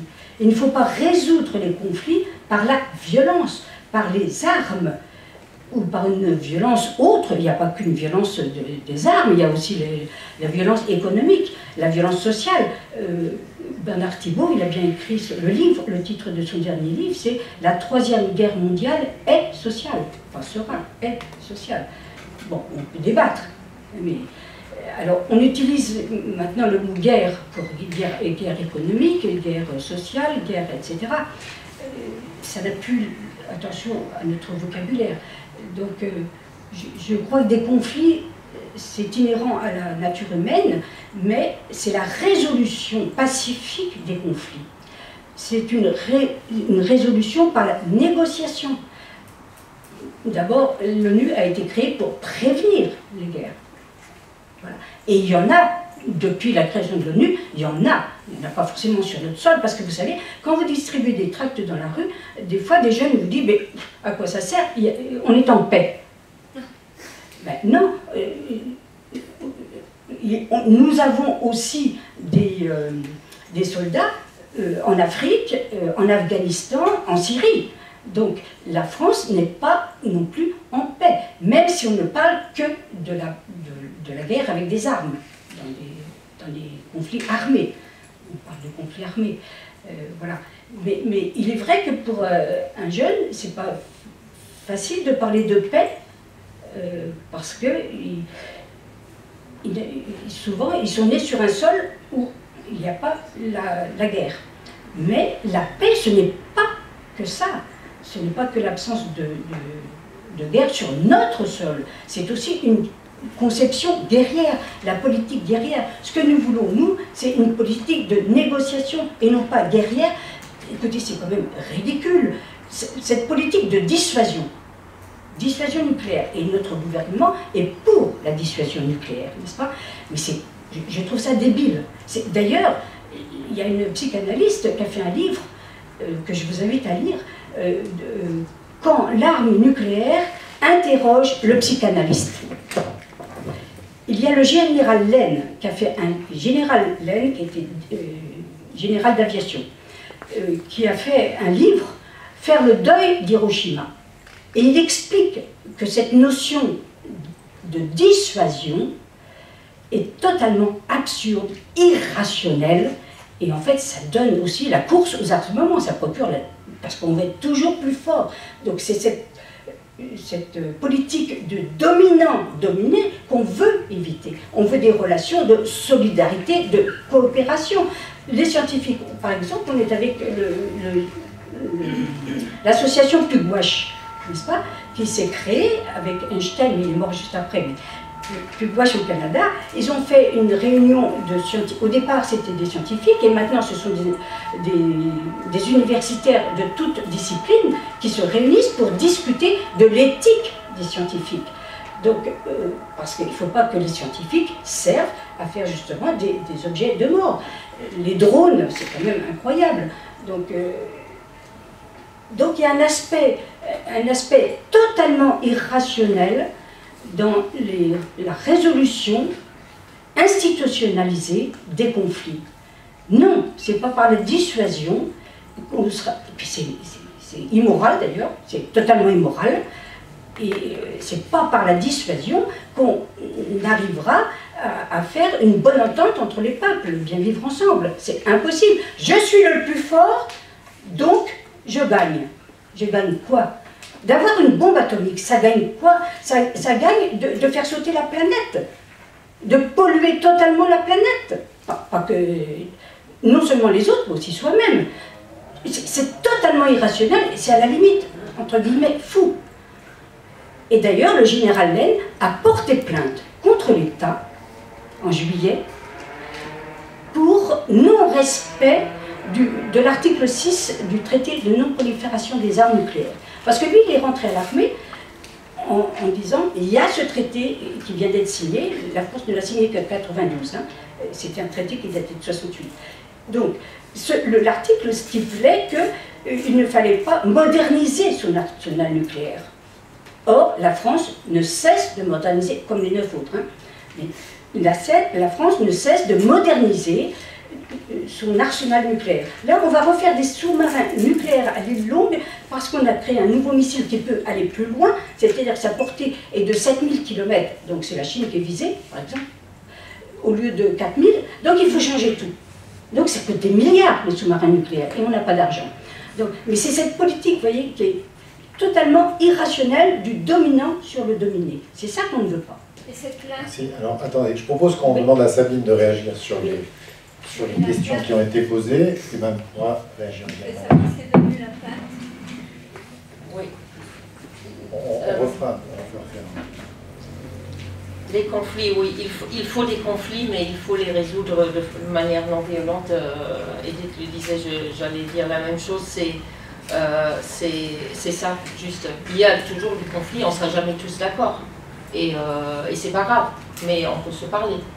On n'est pas obligé d'aller assassiner les gens qui ont d'autres opinions ou d'autres manières de vivre. Donc c'est un peu ça la culture de la paix, c'est cette idée-là que d'abord d'essayer de se comprendre, hein, c'est encore la mission de l'UNESCO, la compréhension de l'autre, de découvrir. Et alors pour l'éducation, qu'est-ce que ça veut dire? En fait, on pense des fois maintenant que l'objectif de l'éducation, c'est d'apprendre aux élèves de donner les bonnes réponses, n'est-ce pas? Mais en fait, c'est pas du tout ça, c'est qu'il faut leur apprendre à poser les bonnes questions, pas à donner les bonnes réponses. Et donc, c'est ça qu'on essaye aussi à travers l'approche dans les écoles associées, c'est d'apprendre aux enfants tout jeunes, et j'ai observé ça donc, la semaine dernière, à poser des questions, à se poser des questions, à réfléchir, à faire des recherches. Alors, que deviennent les élèves des écoles associées? Alors, j'aimerais tellement, mais tellement avoir les moyens de faire des recherches sur les anciens élèves. Alors, malheureusement, ce n'est pas le cas. On avait cette idée de lancer un projet déjà pour voir qui sont les célébrités. Je suis sûre qu'il y en a plein, des artistes, des prix Nobel, des chefs d'État, mais alors peut-être aussi des chefs de guerre, je n'en sais rien. Mais peut-être quand même quelques anecdotes. Parce que il y a par exemple une collègue qui est revenue l'année dernière d'une conférence du Conseil d'Europe qui effectivement en fait, a fêté ses 70 ans, heureusement. Elle revenait d'une conférence et elle vient me voir, elle me dit « Oh, Sabine, alors j'étais à cette conférence et j'ai rencontré un type, et alors je ne sais plus quoi, je disais que j'étais de l'UNESCO, il est venu me voir à la pause café et il m'a dit « Alors vous êtes de l'UNESCO, est-ce que vous connaissez les écoles associées ?» Et alors c'est un ancien élève d'une école associée qui était, il a entendu UNESCO et alors ça lui a ramené toute sa scolarité et il est allé voir ma collègue pour lui dire que c'était la chose la plus belle qui lui était arrivée dans sa vie, que ça avait fait que justement maintenant il travaillait dans l'éducation et que voilà. Alors d'autres anecdotes, il m'arrive de temps à autre de rencontrer dans des écoles que je visite ou dans des conférences des enseignants d'écoles associées qui viennent me raconter qu'ils étaient élèves dans une école associée et que ça les a décidés d'abord de devenir enseignants et puis après de se battre pendant des années pour aller retourner dans leur école où ils étaient élèves et enseigner là-bas. Donc de temps en temps, ça laisse des traces. Je pense quand même surtout voilà, que c'est un peu de contribuer à tous les objectifs qui sont écrits, pas seulement dans l'agenda international, mais aussi dans ceux de tous les systèmes nationaux, mais vraiment par une autre pédagogie, parce que je crois que celle qu'on applique encore trop souvent n'est pas efficace. C'est la pensée critique, donc se poser les bonnes questions, la motivation d'aller chercher des informations et de ne pas se tenir voilà, au premier truc qu'on entend. Et là, par exemple, autre anecdote, il y a récemment un groupe d'élèves japonais. Alors, il y a beaucoup d'écoles associées au Japon, il y en a presque 1000, donc une proportion très importante mondialement. Et alors, il y avait eu un concours d'initiatives, de projets menés par des élèves, et ils ont sélectionné parmi, je ne sais pas, 400 candidats, 5 ou 6 qui sont venus rendre visite à l'UNESCO pendant quelques jours. Et un des projets qui m'avait frappé parmi ceux qui étaient présentés était un projet de recherche sur la migration. Parce que alors la migration, c'est un non-sujet au Japon. Ça n'existe pas, il y a la migration. La migration. Et les demandeurs d'asile. Hein, donc il y a, alors bon, déjà il y en a très peu parce que les frontières sont fermées, et puis après, bon, c'est une île aussi, ça aide un peu. Et ensuite, il y a du genre 0,001% des demandes d'asile qui aboutissent. Hein, et donc il y a eu, je ne sais pas, ces dernières années, 50 personnes qui ont eu des papiers. Et donc, je ne sais pas comment, mais cet élève qui avait 16 ans est tombé sur ça. C'était par rapport à la crise des migrants justement en Europe, qui s'est dit, bah, c'est marrant, on parle tout le temps de l'Europe, de l'Italie, de la France et tout, et jamais de chez nous. En fait, pourquoi on n'a pas ça au Japon? Et il est allé faire des recherches. Et voilà, il a posé la bonne question, il a trouvé des réponses, et il a démarré une campagne dans son école avec d'autres élèves autour de ça. Donc, c'est peut-être des histoires isolées, je ne sais pas, mais en tout cas, ce serait intéressant, effectivement, de faire des recherches. C'est quelque chose qui nous manque, fondamentalement. Je suis sidérée d'avoir dû constater ces 2-3 dernières années qu'après 65 ans d'innovation et d'expérimentation en éducation à travers ce projet, on n'a pratiquement pas d'études, de recherche. Donc je suis actuellement en train d'essayer d'établir des partenariats avec des universités, des chercheurs, pour mieux documenter ce qui s'est fait. Mais en tout cas, on a beaucoup de belles histoires. On va prendre quelques questions, s'il y a quelques questions. Bon,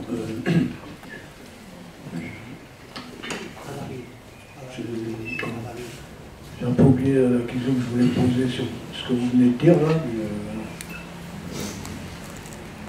mais si ça me revient, je le dirai plus tard, mais j'avais d'autres questions.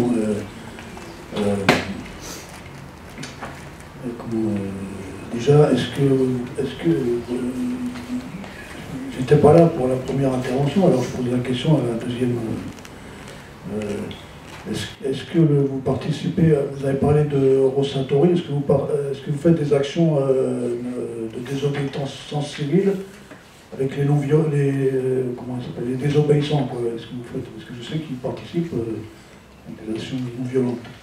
Et alors, je ne sais pas si je vais me tromper, je vais peut-être dire une bêtise, mais il me semble que les objectifs du développement durable, vous en parlez pour 2015 avec 17 objectifs, il me semble qu'il y a une nouvelle version où il y en a une vingtaine.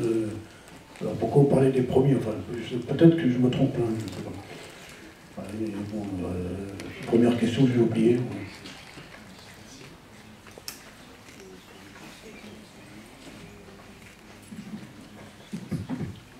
Alors moi je ne sais pas si c'est vraiment une question, mais on s'est déjà interrogé un peu entre nous sur la question de la culture de la paix, vaste sujet, et apparemment aujourd'hui on voit bien ce sur quoi on peut se baser. C'est effectivement la déclaration de 47 et tout ce qui a suivi, c'est-à-dire la création de l'ONU et toutes ces agences, y compris même sur l'AIEA, le contrôle de la non-prolifération.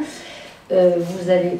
J'étais pas là au début de votre intervention, mais moi il y a aussi un sujet qui me tient à cœur parce que la Déclaration des droits de l'homme était très, on va dire, occidentale en termes de modèle politique, mais malgré tout on a quand même beaucoup avancé puisque maintenant on a cette fameuse convention sur la diversité qui veut dire que chaque culture a la même valeur et qu'il faut la défendre. Bon, c'est aussi une entrée sur une défense de la paix. Donc, sur toutes ces observations, on s'aperçoit que sur 50 ans, il y a eu énormément d'avancées, énormément de traités, quels que soient les moyens qui soient mis. Hein, et bon, le mouvement de la paix est après une ONG, mais qui relaye toutes les grandes décisions, soit de l'ONU, soit des agences, soit de... Et effectivement, si on n'avait pas le HCR, que seraient les immigrés dans les zones de guerre, etc. Donc ça, je crois qu'on en est tous conscients. Simplement, moi, je m'interroge aujourd'hui, et je pense qu'on va se poser tous la question.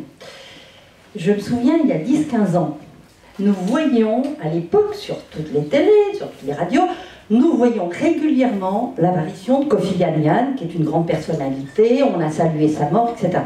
Est-ce que beaucoup d'entre vous dans cette salle connaissent actuellement le secrétaire général de l'ONU, ce qu'il est et son cursus? Franchement, il y en a qui ne le connaissent pas et qui ne connaissent pas son nom. Est-ce que tout le monde le connaît son nom? Non, mais je pose la question sérieusement. Est-ce que tout le monde dans l'assistance connaît le secrétaire général de l'ONU actuel, ce qu'il est et ce qu'il fait? Bon, vous savez, non mais franchement, est-ce qu'on peut faire le sondage? Oui, non, je vous pose la question, sérieusement. Franchement, non mais honnêtement, on va faire l'essai, hein, parce qu'on est tous conscients, on est tous utopiens. Qui le connaît? On peut lever le doigt? Qui connaît son nom? Qui connaît son cursus? Non, mais sérieux. Bon, je suppose que vous connaissez. Sérieux, où est la question? Non, mais ma question, elle est pas anodine, c'est pas pour vous foutre la honte, hein. Sérieusement. Non, mais c'est vrai que personne ne le connaît? Non, mais je veux dire, hein? On n'est pas là pour jouer à ça. Non, c'est pas ça que je dis. Non, mais attendez. Non, ce que je vais vous dire là-dessus, c'est qu'il y a quelques années, on avait en tête les traités, on savait le poids des casques bleus, ce qu'on essayait de faire pour la paix, tout ça. Moi, aujourd'hui, je suis effarée parce qu'on est dans un monde qui risque de repartir sur la guerre. Pas forcément la guerre nucléaire, mais regardez ce qui se passe avec le Moyen-Orient, avec la pression que Trump fait contre l'Iran. Et finalement, le secrétaire général de l'ONU fait tout ce qu'il peut et passe son temps à essayer de défendre les immigrés. Mais son impact médiatique aujourd'hui, elle est quasiment nulle. C'est dans ce sens-là que je disais ça, hein. C'est pas une accusation. C'est que moi, je m'inquiète beaucoup parce que par rapport il y a 15 ans, on avait l'impression que tout cheminement qui avait été fait via l'ONU, via tous les traités, via tout ce qui a été fait par l'UNESCO, avait un impact médiatique, même dans le monde journalistique, même dans le monde des médias. Mais aujourd'hui, c'est totalement nul. Et moi, je suis désespérée parce qu'on voit bien tout ce qu'essaye de faire Guterres désespérément, soit sur les réfugiés. Il a quand même pris une position de défense des réfugiés en disant « J'ai été moi-même un réfugié, un exilé dans ma jeunesse ». Mais qui l'a dit? Le problème de la guerre commerciale qui va se déclencher avec la Chine.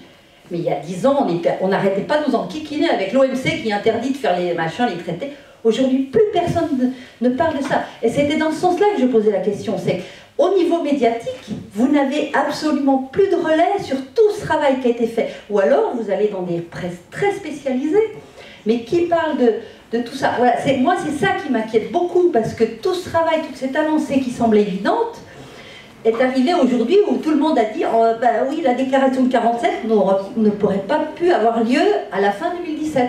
C'était là-dessus que je voulais attirer votre attention et savoir comment vous le ressentiez vous-même, parce que moi je suis très inquiète de cette situation, psychologiquement ou intellectuellement parlant. Merci. Alors il y a encore une réaction. Alors combien de réactions il reste? Alors, 1, 2, très court, et...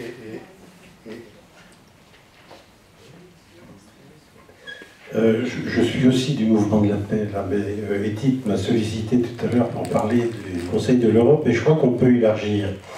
Vous avez deux grandes séries, alors je vais un peu à la louche, d'organisations internationales.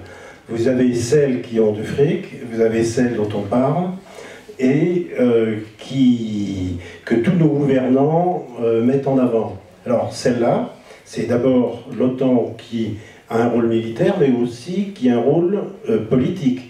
L'OTAN a été créée en 1949 pour éviter que se reproduise le coup de Prague, où les Tchécoslovaques ont eu l'audace de se doter d'un gouvernement socialiste, et deuxièmement pour superviser le plan Marshall. Donc ça c'est le côté politique. À côté de là, vous avez tous les G quelque chose, tous les G7, G20, Monsieur Macron va accueillir le G7 à Biarritz fin août, etc., etc. Donc ça, c'est les organisations internationales qu'on la cote. L'OTAN, c'était dit tout à l'heure, fait 150 fois le budget des Nations Unies. C'est un petit détail. Hein. Alors, celles qui n'ont pas la cote, bien sûr, vous avez les Nations Unies. Le principal obstacle des Nations Unies, c'est qu'un pays égale une voix. Alors qu'à l'OTAN, c'est $1 égale une voix. Hein. Je vais vite, je caricature, mais c'est quand même ça la logique. À côté, il y a l'UNESCO, vous avez le FMI et le FMI, la Banque mondiale, etc. Un de nos amis juristes, d'ailleurs dont on a fêté le centenaire récemment, mais qui est toujours très vivant, compare le rôle du secrétaire général de l'ONU à, dans une commune, celui de directeur des services. C'est-à-dire qu'il est là pour mettre en œuvre la politique que l'Assemblée générale a décidée. C'est-à-dire que c'est nous, les peuples, qui devons dire à nos gouvernements, en nous mettant d'accord entre nous, voilà ce que nous, on veut que vous défendiez. C'est notre rôle à nous, en tant que citoyens, de faire avancer. Je le dis parce que c'est... On considère souvent que le secrétaire général de l'ONU, c'est une sorte de président du monde. Non, c'est le secrétaire général de mairie, tout simplement. Et juste pour terminer, Helsinki, le processus d'Helsinki a débouché sur la création de l'Organisation pour la sécurité et la coopération en Europe, qui, en 1999, est devenue une sorte de porte-clés de l'OTAN. Donc nous battons pour relancer un processus européen qui reprenne, qui mette à jour, parce que les choses ont bougé quand même depuis 1975, tous ces éléments. Donc là, au niveau international, il y a un gros travail. Alors vraiment, je termine pour terminer, mais l'exemple du TIAN, le traité d'interdiction des armes nucléaires, est intéressant parce qu'il a été négocié d'un bout à l'autre par un travail en commun entre des diplomates et puis des ONG, dont le mouvement de la paix. Donc on se dit que ce processus, cette logique, à mettre en œuvre, ce qui demande évidemment, ce qui n'est pas gagné, mais que ce processus pourrait être utilisé pour un deuxième Helsinki que nous souhaitons, nous, fermement.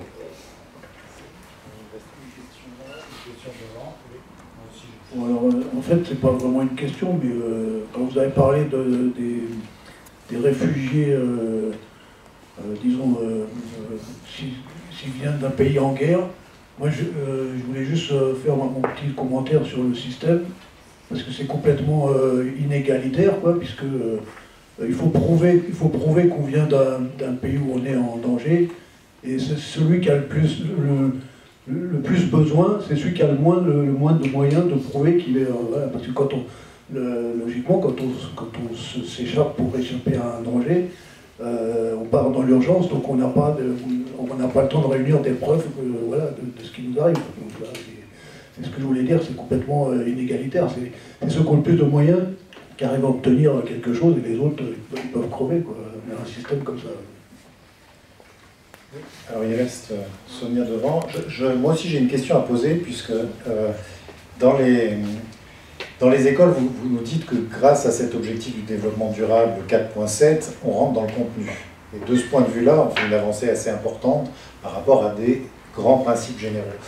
Et ça me fait rebondir, parce qu'au fond, vous n'y avez pas répondu, mais il n'y a pas forcément de réponse simple à la question, à celle de Laurent, qui dit qu'au fond, une partie non négligeable des causes de la guerre réside dans les inégalités économiques, dans la manière dont le système produit aussi des tensions, et que ces tensions, elles vont plutôt croissantes, et qu'aujourd'hui, la montée des populismes au niveau international n'est pas sans lien avec le fonctionnement de notre économie. Dans quelle mesure c'est ce 4.7, ou en tout cas ce réseau des écoles, peut contribuer à l'éveil sur cette question du fait que l'économie est en partie responsable, dans son fonctionnement actuel, des tensions qui existent à l'échelle nationale et internationale.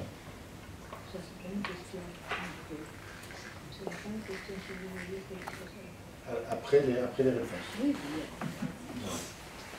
Je vous laisse, allez-y, commencez, puis Je vais répondre d'abord, les désobéissants, ils sont à nos côtés, effectivement, contre Eurosatori, ils sont aussi à nos côtés pour les commémorations d'Hiroshima et Nagasaki à Paris. Maintenant, Madame, vous avez dit qu'on ne connaissait pas, effectivement, non, mais c'est vrai, non, mais c'est pour dire, on a participé à une émission France Culture, c'était le titre « Pourquoi les pacifistes sont-ils inaudibles ?» Et c'est vrai, on n'est pas assez audible, il faut reconnaître. Donc il y a plein d'obstacles à ça, mais il n'y a plus de figures emblématiques, n'est-ce pas, comme Martin Luther King, comme... qui ça? Et votre position sur la désobéissance civile, par exemple, voilà. Quelque chose de... Ah, la désobéissance civile. Alors, nous ne sommes pas... Les désobéissants font partie du collectif, mais nous ne sommes pas avec les désobéissants. Nous n'avons pas tout à fait la même notion du droit, si je puis dire, des luttes, en tout cas menées. Voilà. Donc, nous ne faisons pas, en tout cas, d'action désobéissante, et nous avons toujours l'autorisation, effectivement, pour les manifestations. Il n'empêche que nous soutenons les désobéissants quand ils sont il y a eu des procès contre les désobéissants. Nous sommes allés au tribunal pour les soutenir. Voilà. Mais nous n'avons pas la même idéologie, on va dire, des désobéissants. Alors, donc, c'est vrai qu'il n'y a plus de grandes figures, n'est-ce pas? À qui la faute, je ne sais pas. Voilà, mais enfin, il faut reconnaître que tous les pacifistes ont été assassinés ou emprisonnés, Gandhi, etc. Donc, nous avons effectivement un manque de visibilité.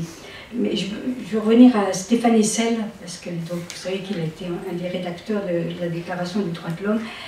Il a écrit un livre qu'il a fait connaître, « Indignez-vous », mais ce livre a été suivi par « Engagez-vous ». Voilà. Donc je trouve que c'est important de voir les deux notions. Une petite brochure, pas un livre. Une brochure, oui. Mais qui a eu un succès. Oui, je m'excuse, j'avais effectivement noté que j'avais oublié une partie de votre question, d'abord par rapport au pays. Alors c'est vrai que j'ai mentionné quelques-uns des pays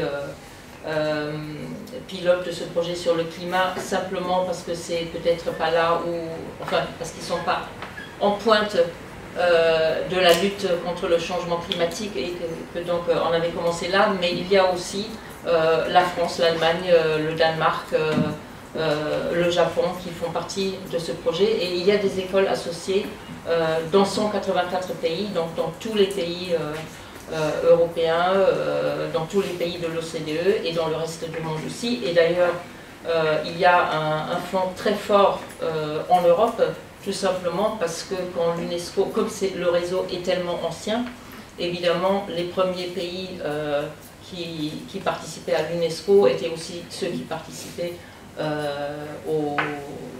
à l'UNESCO et au réseau, et donc il n'y avait pas encore les pays africains qui n'avaient pas leur indépendance, etc. Donc il y a une forte base en Europe. On va cliquer sur les copains d'avant, alors on va trouver les anciens élèves. Facebook.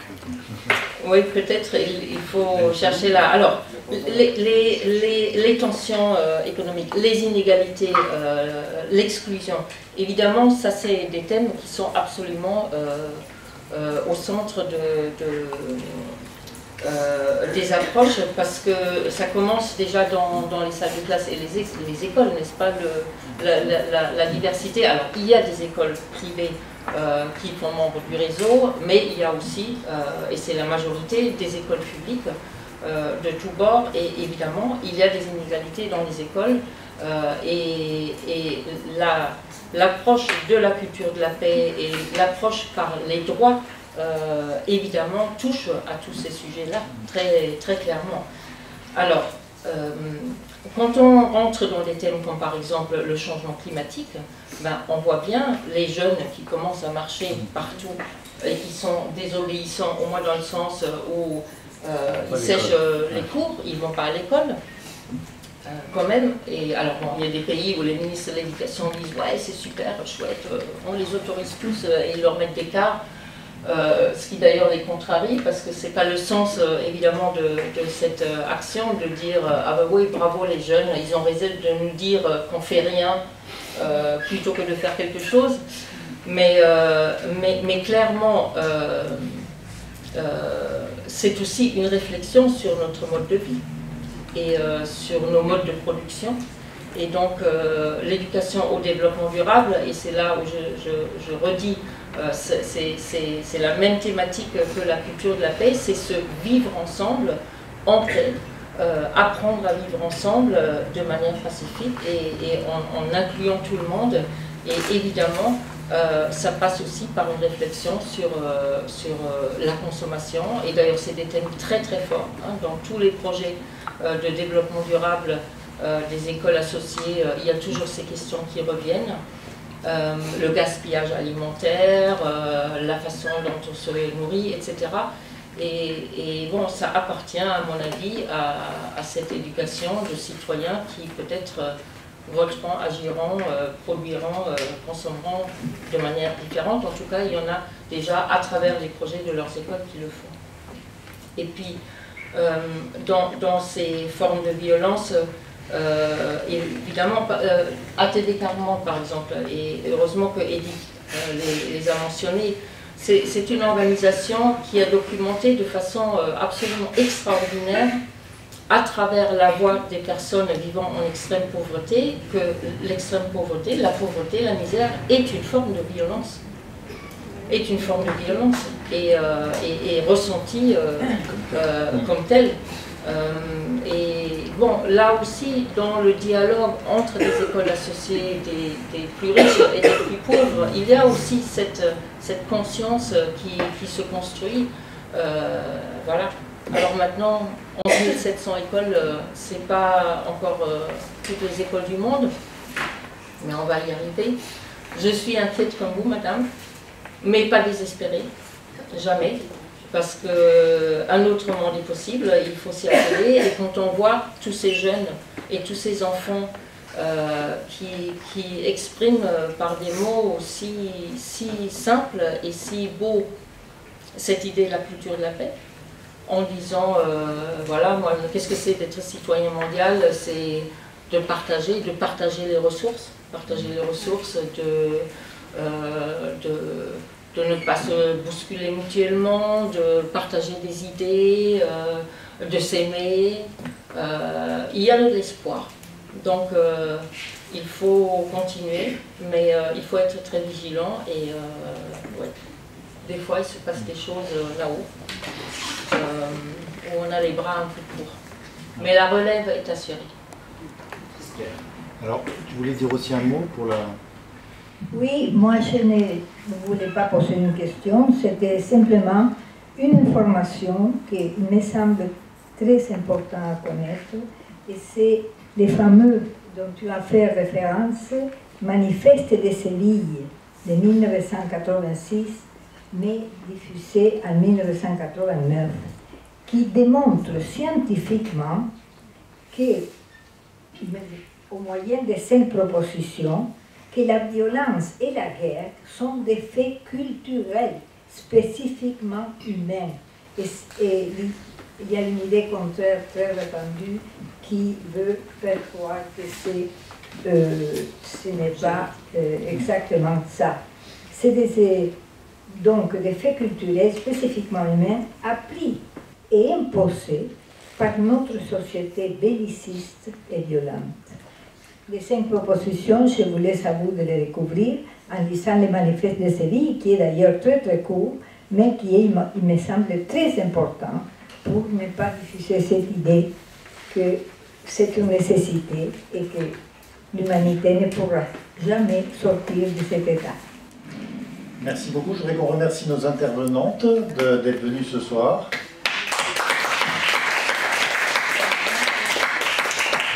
On va tous œuvrer à notre manière, comme on peut, à cette culture de la paix. Merci beaucoup. Merci. Et puis alors la prochaine conférence, je peux peut-être vous dire alors la prochaine c'est le 11 juin. Qu'est-ce que l'Anthropocène vient reconfigurer en termes de pensée critique? Alors pour ceux qui ne savent pas ce qu'est l'Anthropocène, c'est cette période très particulière que nous vivons actuellement et qui consiste par les activités humaines à avoir un effet extrêmement important sur la nature et en fait avoir un effet d'ordre quasiment géologique. Des choses qui se passaient en millions d'années à une époque se passent beaucoup plus rapidement aujourd'hui en matière d'environnement et de transformation de la nature du fait de l'action de l'homme. Donc qu'est-ce que l'Anthropocène vient reconfigurer en termes de pensée critique par Alice Kanabat de l'Institut Momentum, qui est l'Institut présidé par Yves Cochet, qui était déjà venu nous parler de tout ça. Voilà, donc au 11 juin, pour ceux qui le souhaitent. Bonne soirée.